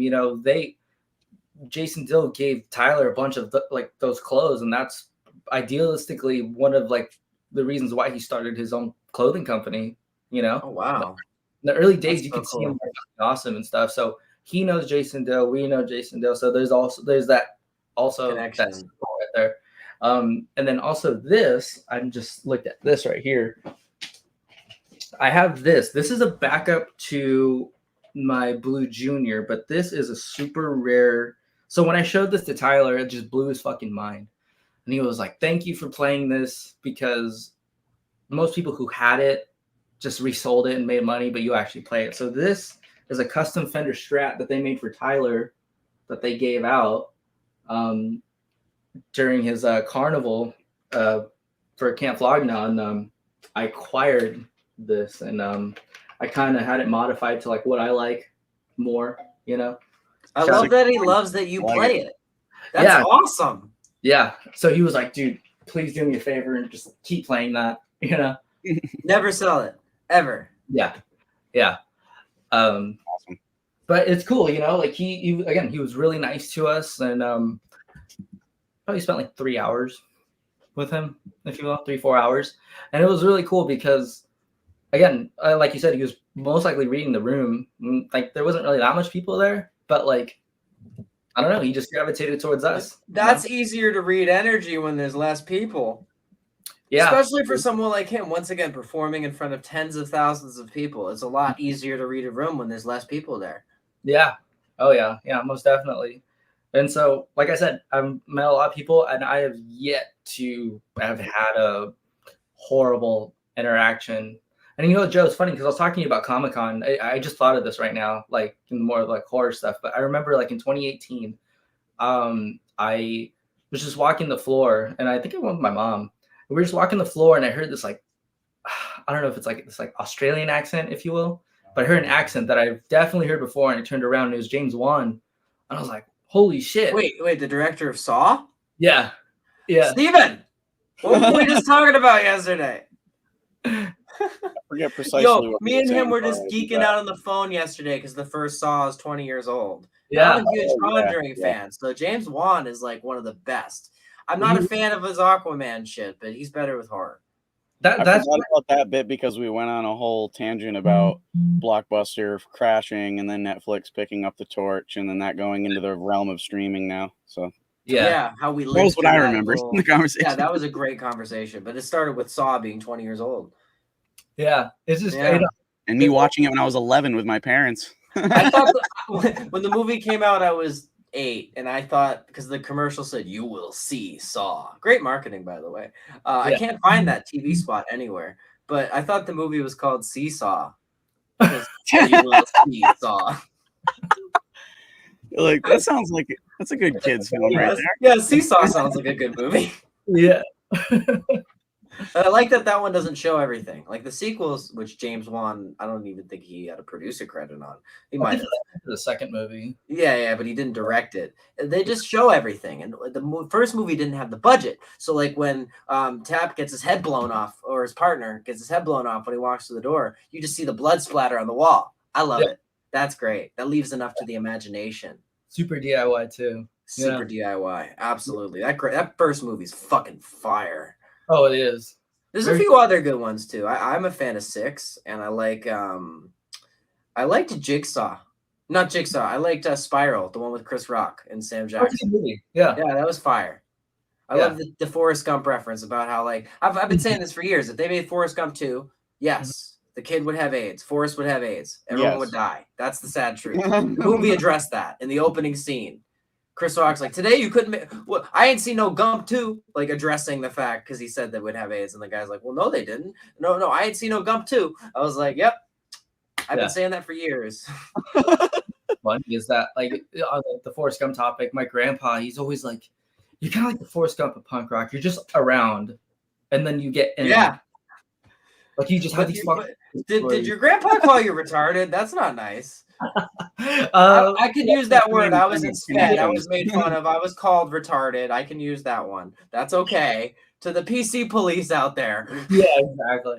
No, that's what I was like. That at first I was like, is that what you're like referring to? He's like, well, no, you just have these kind of like events in your life that are happen. Yeah. And I guess it shines on through like Billy Joe now, that sticker that I gave him, on that blue Strat, Look at the picture. Look at the picture. Yeah. How fucking cool is that? That's so awesome. I trip out over it. Like this morning when they played for Good Morning America and he was playing that Strat, there it was. I'm like, that sticker was on our wall, and now it's on the most iconic guitar in the world. I don't know if you heard that earlier, Steven. Were you watching? No, I just got on, and I think I was on for probably like a minute before you realized. Do you want to briefly, because you were showing your guitars, Christopher, and share with Steven? So I gave Billy Joe 2 things that represented our friend Otis, who is no longer here. And Otis was a friend of mine and Green Day and everybody around. And he would always be at Green Day shows. He would always be hanging out with them. He'd always be on the side of the stage or whatever, what have you. And so at his memorial service show that our friends threw together for him, after the show, his partner came up to me and she gave me a sticker, and it's in the shape of a guitar pick, and it has kind of like his logo, like a bunny on it. So when I met up with Billy Joe at the Tiki Bar show on 420, I gave him that sticker. And prior to that, I gave him a pin that said "Oh Forever," like that hat, and he put that on his jacket, and like, it was like he wore it like on the Howard Stern show and like everywhere else. Year. Cool. Yeah. That's and awesome. So when I gave him that sticker, he was like, I remember he told me, he's like, oh my God, thank you so much. I'm going to put this on my guitar. But he didn't say which one it was going to be, but I just assumed, I was like, well, it has to be the blue Strat with like stickers on it, right? He's like, I'm going to give this to my tech right now. And then, I'm going to put it on. And then the first night of that Saviors tour, he comes out, American Dream's Killing Me. And there it is on that guitar. And this morning they played again Good Morning America, and there it was again. So it's like when people see that sticker, I want them to think of Otis, first and foremost, but then kind of like the little Forrest Gump, like history kind of historical event, think of like, well, he gave that to him, It's fucking awesome. He must care that much to do that. And now that's on film in history, something that you did. That is cool. Yeah. That is cool. Yeah. It was fucking awesome. Like my girlfriend always, she's like, we'll watch like live videos and she'll be like, oh, that's your friend. And I'm like, I hope, like I could only dream of him being my friend. And she was like, wait, he already recognized you and he already knows. Yeah. You're his friend. Okay, if you say it, you don't want to accept it, but you're his friend. I mean, friends accept it now. Friends text each other. I'd like to text. I'm talking. No, I'm just kidding. The fact that he gave you a hug on the 420 show after that all happened and said, "I will." The thing about I'll remember this forever. All of that shows. Yeah. Look at the picture. That's not. I keep pointing to the wrong side. That's not a fake thing. That's two friends right there. Thank you. You can see it. The photo is just it's awesome because again we couldn't take any photos during the photo or what's it called, the video shoot, so backstage seemed a bit more appropriate like a couple months later. Well, you don't want to be bombing them with selfies on your first meeting anyway, so it worked out. They kind of they put the wall up so it would happen like that. yeah actually you're right. Yeah dude, it worked out exactly the way it was supposed to.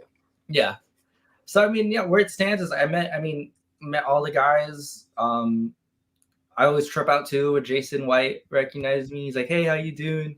Giving me hugs, how you been, stuff like that. And they're all rad human beings, and I couldn't be any more grateful. But at the end of the day, it's just like I kind of had this idea of like if they could do it, then I can do it. And now kind of like the times where I'm like with them, I'm just like, holy shit, like I always often wonder, it's like, how did it really all lead up to this? I just go about life, I don't seek these things out really. It just all happens. Like, and it's full circle because the reason why we're all doing this is because of them, really. Even Steven acknowledged yesterday on our phone call a lot of the Green Day influence and stuff he's writing now. So it's there for many, many folks. And I think it's beautiful that we can all share that collectively, And it's fucking awesome. So aside from my other main guitar, I have you always have to have two main guitars. Yeah. So this one is I guess you could say is more of the main guitar. I think people kind of recognize me with this one more. This is a Fender custom shop Strat. I was made with the 50 custom shop neck, and if you look right here, it says BJA. I got that from Billy Joe during the video shoot. This is personal pick. Yeah, that's awesome. Like the Elvis kind of TCB font. That's cool. Hey, if I had the means, I'd do that too. Nothing wrong with that. That's really good self-promotion. Yeah, especially something special you can. I kind of want my name on a pick now. I know during the trilogy they had this, like the skateboards you have on your wall back there. They had picks that were designed for each of them Mike and Billy, not Trey, but yeah. I think they had one for Jason too. They made ones for Trey too, because it's funny. I collect a lot of picks from like a lot of my heroes, and I have a good chunk of like Green Day picks from them.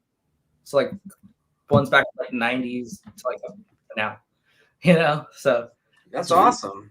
Yeah, I didn't know they made a Trey one too. I'm glad they did. They did. Because if they're gonna make one for all the other ones, they gotta. Yeah. It's not like Trey's gonna use it, but he's like, "Why am I left out of the bunch?" I had an album dedicated to me. I don't get a pick, damn it. Yeah. Give me some mushrooms.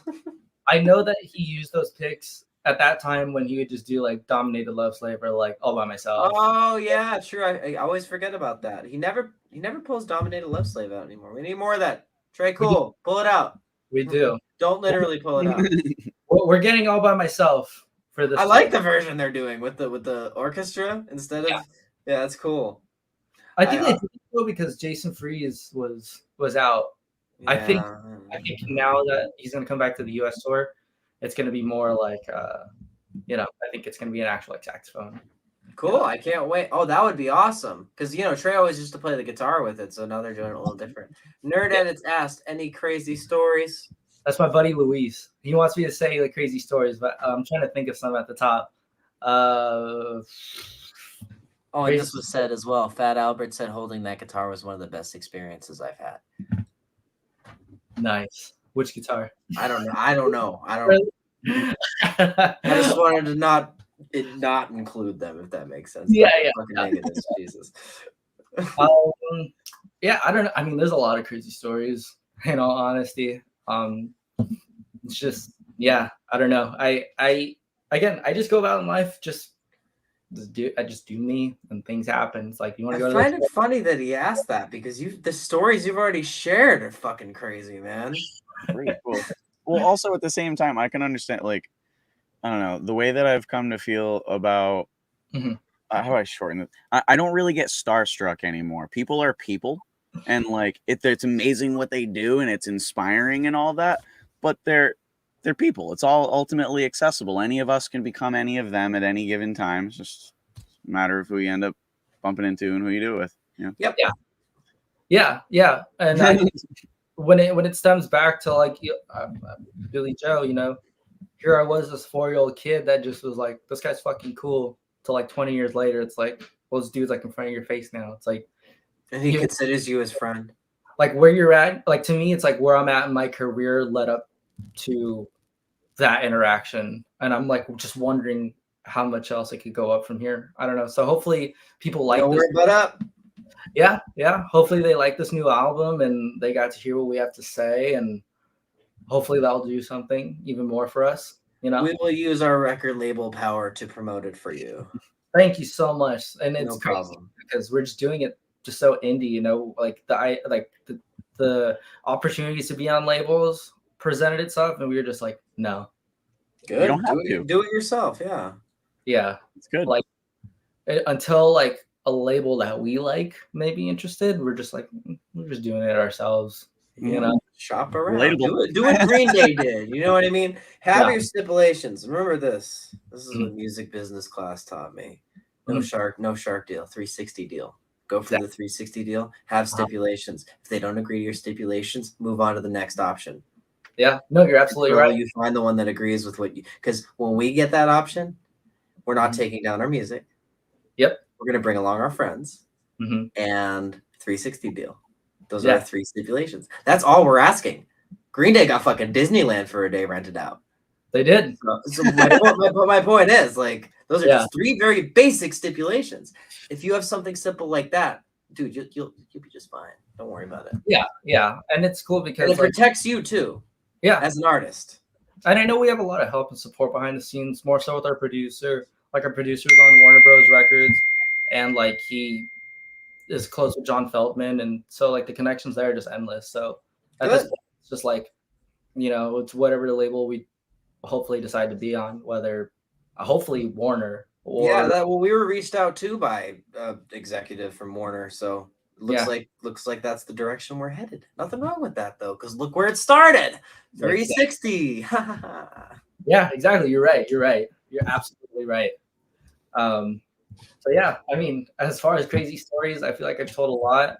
I mean, I don't know. I just have like a lot of show and tell, if that makes sense. Like, I absolutely love that we've just answered the questions I've had on the list here without me even asking them. They've just okay, there you go. Naturally flowed. Like, it's like, okay, like I guess like crazy random stories. Like, where this computer's propped up on right now is a tour case that was owned by Pierce Vale. And then you mentioned your buddies with them, right? Yeah. And then to the right of me is Tom DeLonge's main tour case for his amps. It's just, I don't know. Again, all this shit's just random. It just happens. It's like, do you want this or do you want that? I'm like, sure. Like, I mean, tour case is the reason for the museum that it is. It's trust me, it's a fucking museum out here. You're gonna end up with so much shit someday and enough money to rent out a space to make it into a museum. That's rock history. Because the costume that I wore to that cover up Green Day show is hanging up in the studio. You know, haven't been worn since the day of that show, and since we met. Hold on to all of it, bro. Yeah. So I don't know. I don't want. You should tell them either the time someone approached us at the bridge. Anyway, oh my God, Luis. Luis is kind of like our mascot. He's just like, he's always around at our shows. He's this anomaly.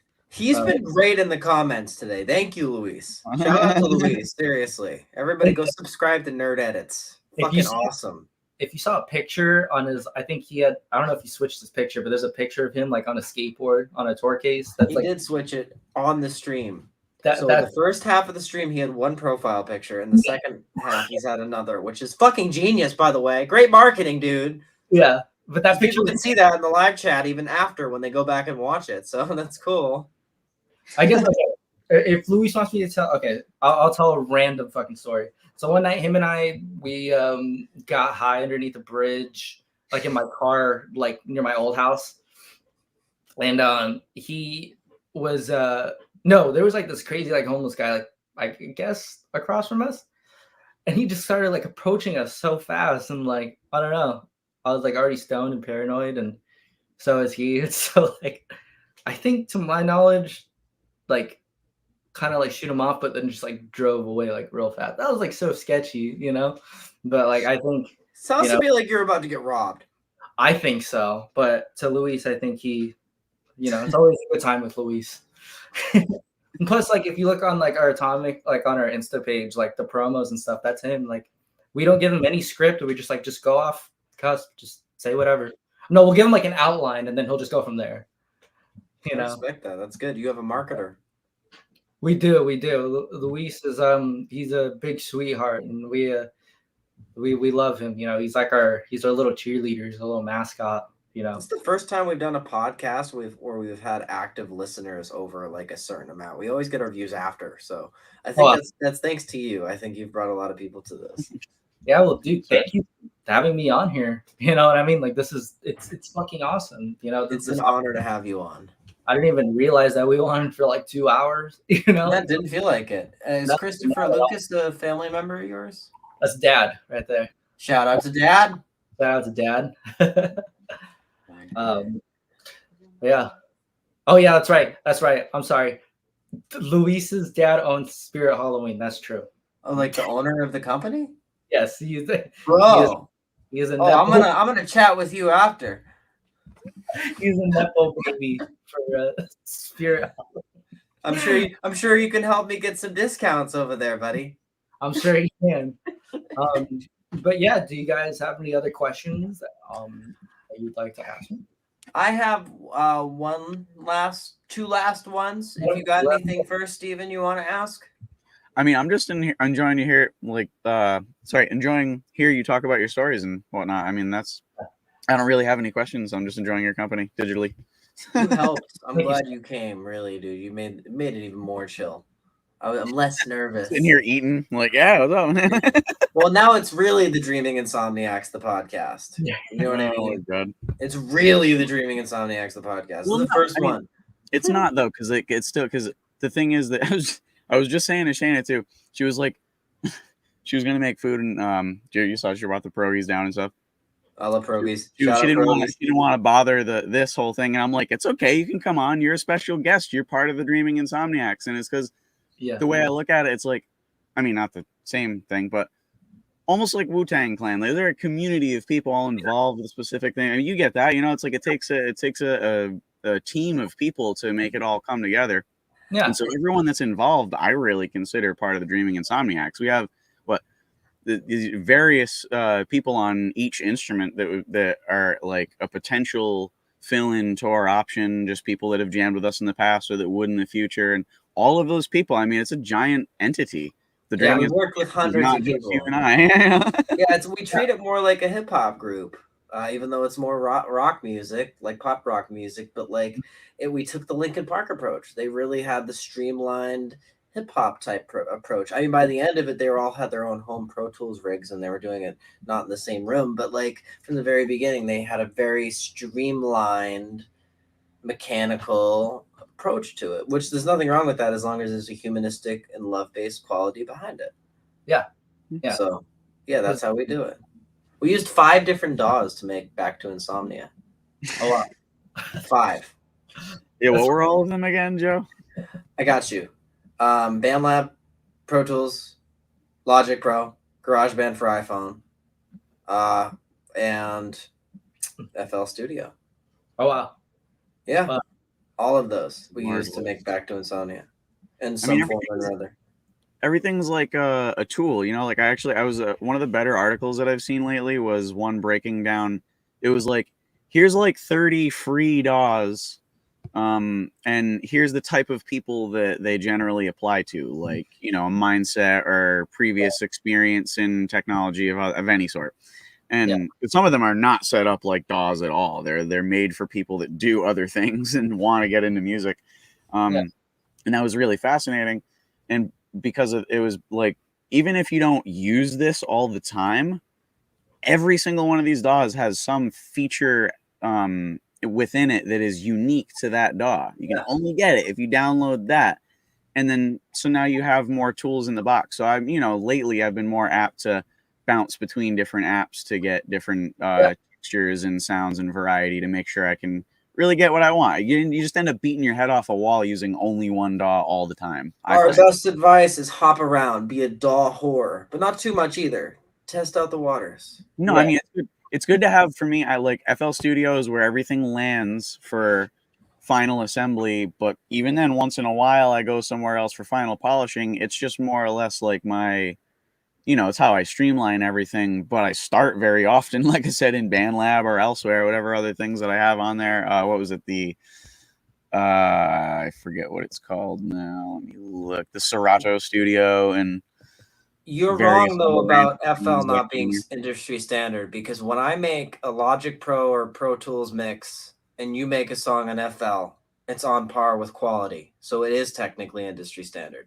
But I've been using it for years. No, I know that. It's the skill behind it. But my point is, you're using this thing that's not industry standard to create things that are industry standard, which is really cool. Sorry, well, the thing is, side note. And thank you, I appreciate that. That's a huge compliment. I really appreciate that. There's a few artists that, like, you know, how do I say it? It's a quirkier DAW. If you have like a quirkier approach, like Ableton is streamlined for, you know, like that article was pointing out, kind of like a specific mentality. I can use Ableton. It's just certain AI now on live mixes. It's not preference. And even though I'm a loop station and yeah, all that guy, I have my giant hardware machine over here. I have to be an octopus to play the thing. You would think that Ableton would be just the thing, but for whatever reason, it's not my DAW of choice. So I just, you know, it's home. And there's some people that call it home for so long that eventually they do the same thing. They're like, yeah, I can do whatever I want on here. You know? And to lead into my next question for Christopher. Yes, sir. What is your advice for any new artists, to just lead into the whole topic overall? Okay. You know what? When I think of kind of giving advice, I kind of often think about when Hector and I first started.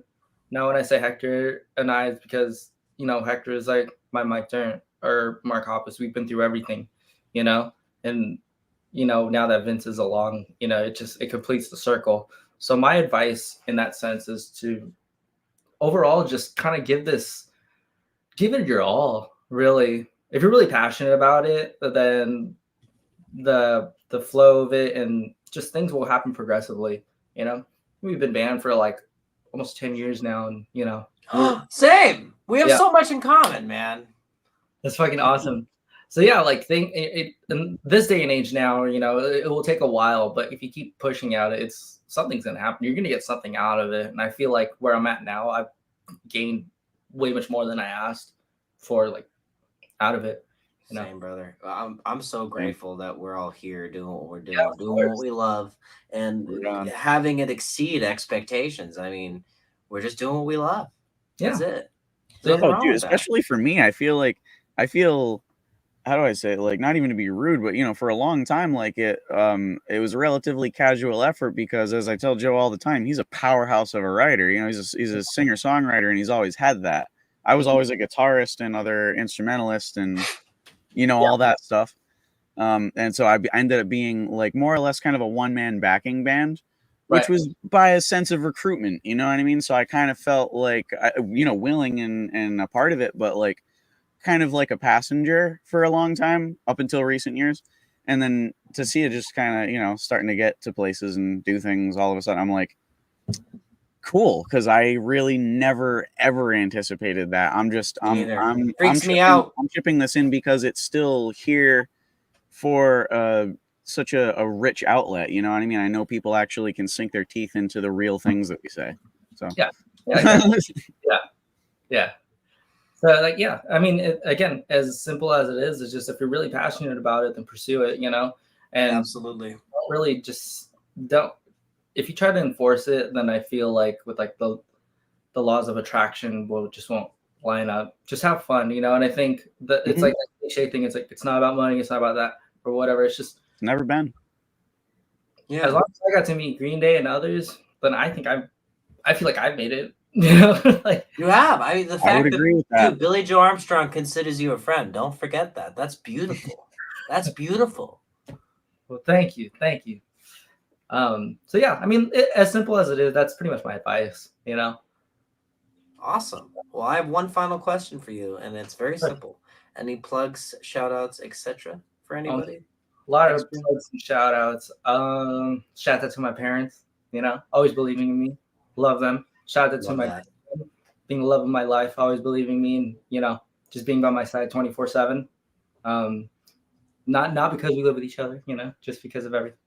Shout out to my two brothers, Hector and Vince. I love you guys. Proud of you guys. They also have their little side bands. Hector has his little side band, It's more post-punk. And Vince has his little side band too called Reality Session. So he's doing that with his girlfriend too. So shout out to Davey, our producer. Shouts out to Chris Dugan. Chris Dugan! And the Green Day Boys. The reason why I'm in school, man. Thank you, Chris. We love you. And then just, shout out to our peers, like Chris Cote and Sunbender.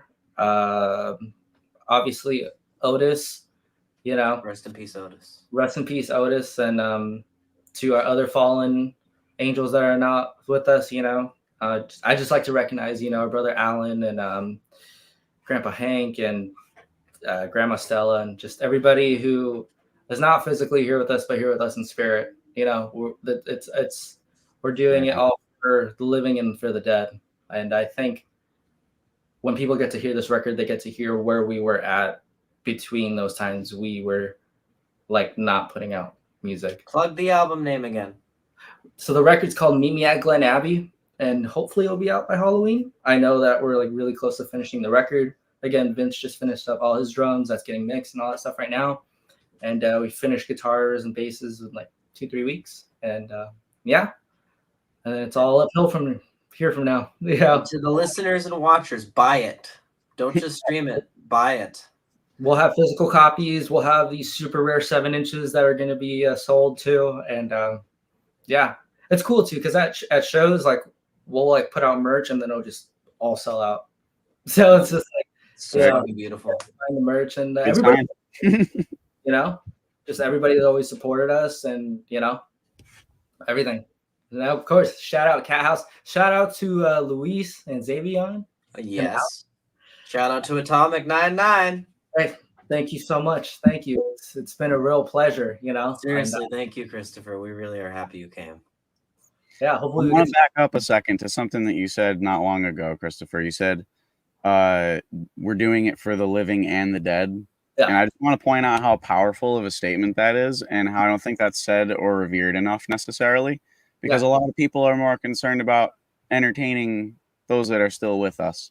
Yeah. But I think when some of my more powerful music personally has come from writing music for people that are no longer here. And I think Joe can say the same actually. Yeah. So it comes from a totally different place. And I think it's a more connected place. And thank you for bringing it up. Of course. It literally gave me a frog in my throat for a second when you said it like that. I was like, oh. Not the first time in this whole conversation that's happened either. Let me just chime in with that really quick, Steven. There's a song on this record. I don't want to leak too much, but it's a song that my brother Hector sings about his brother, our brother Alan. And to me, it's probably like my favorite song on this record. That song always puts a lump in my throat. And it's a really fantastically written and composed song. It's fucking awesome. I could say the only thing I can say about that song is that there's a part in there that's kind of like having a blast where it has Can we get a title or no? What's that? Oh, I don't. Yeah. Okay. It's called Reflect. All right, awesome. Now I know what to look out for. Thank you. So there's that part in Having a Blast where it's like, do you Everything back to another time. we do something, we do like a little tribute to something like that in that song. That's awesome. So yeah. It's funny you say that because last year while they put out Dookie 30, Uh-huh. we did a whole cover video of the entire album of Dookie. Fucking awesome. And how I did it was I You sat on my bed and Uh-huh. I played all the songs recorded from my headphones on a GarageBand. Then I uploaded the audio versions to YouTube because I didn't have a MacBook at the time. And I played it through my TV. It was unlisted. And then I recorded all 15 music videos in one day while my alcoholic ex was at work. And I did it. Yeah. And it was #1 on hashtag Dookie for like a year, even during all that. So I think they've seen that. Your time will come when you guys finally get to meet them. It'll be fucking awesome. I expect nothing. Well, no expectations is how it works, right? You've definitely paid your homage, though. You know, homage, however you want to say that. That's it. You definitely paid your respects to the entity that is their art over the years. If it wasn't for them, I wouldn't be doing it. So same And with I think, all of us. I mean, you've developed a lot now too, but especially in your early years too, a lot of people that would listen to your music would be like, "You're influenced by Green Day, aren't you?" Like They right off still the say rip. that. It's more, yeah. But it was like every song, it was rather blatant that you're a huge fan. Yeah. Now it's like Good. it's like Good. why is there no vibrato? Oh, he's a Green Day fan. They sing it straightforward. Oh, now they have to like ask around it to figure it out. No, There's all vibrato, just not I've been when I play rock shit. What was that? Oh no, nothing. It's just, like I said, your guys' time will come. Even when you guys meet the Green Day boys, and I'm gonna be stoked when that happens. You know, it's bound to happen. Dream come true. You know? Wanted it for 20 years, but I can't want it so badly. So we gotta like ease up on that, you know.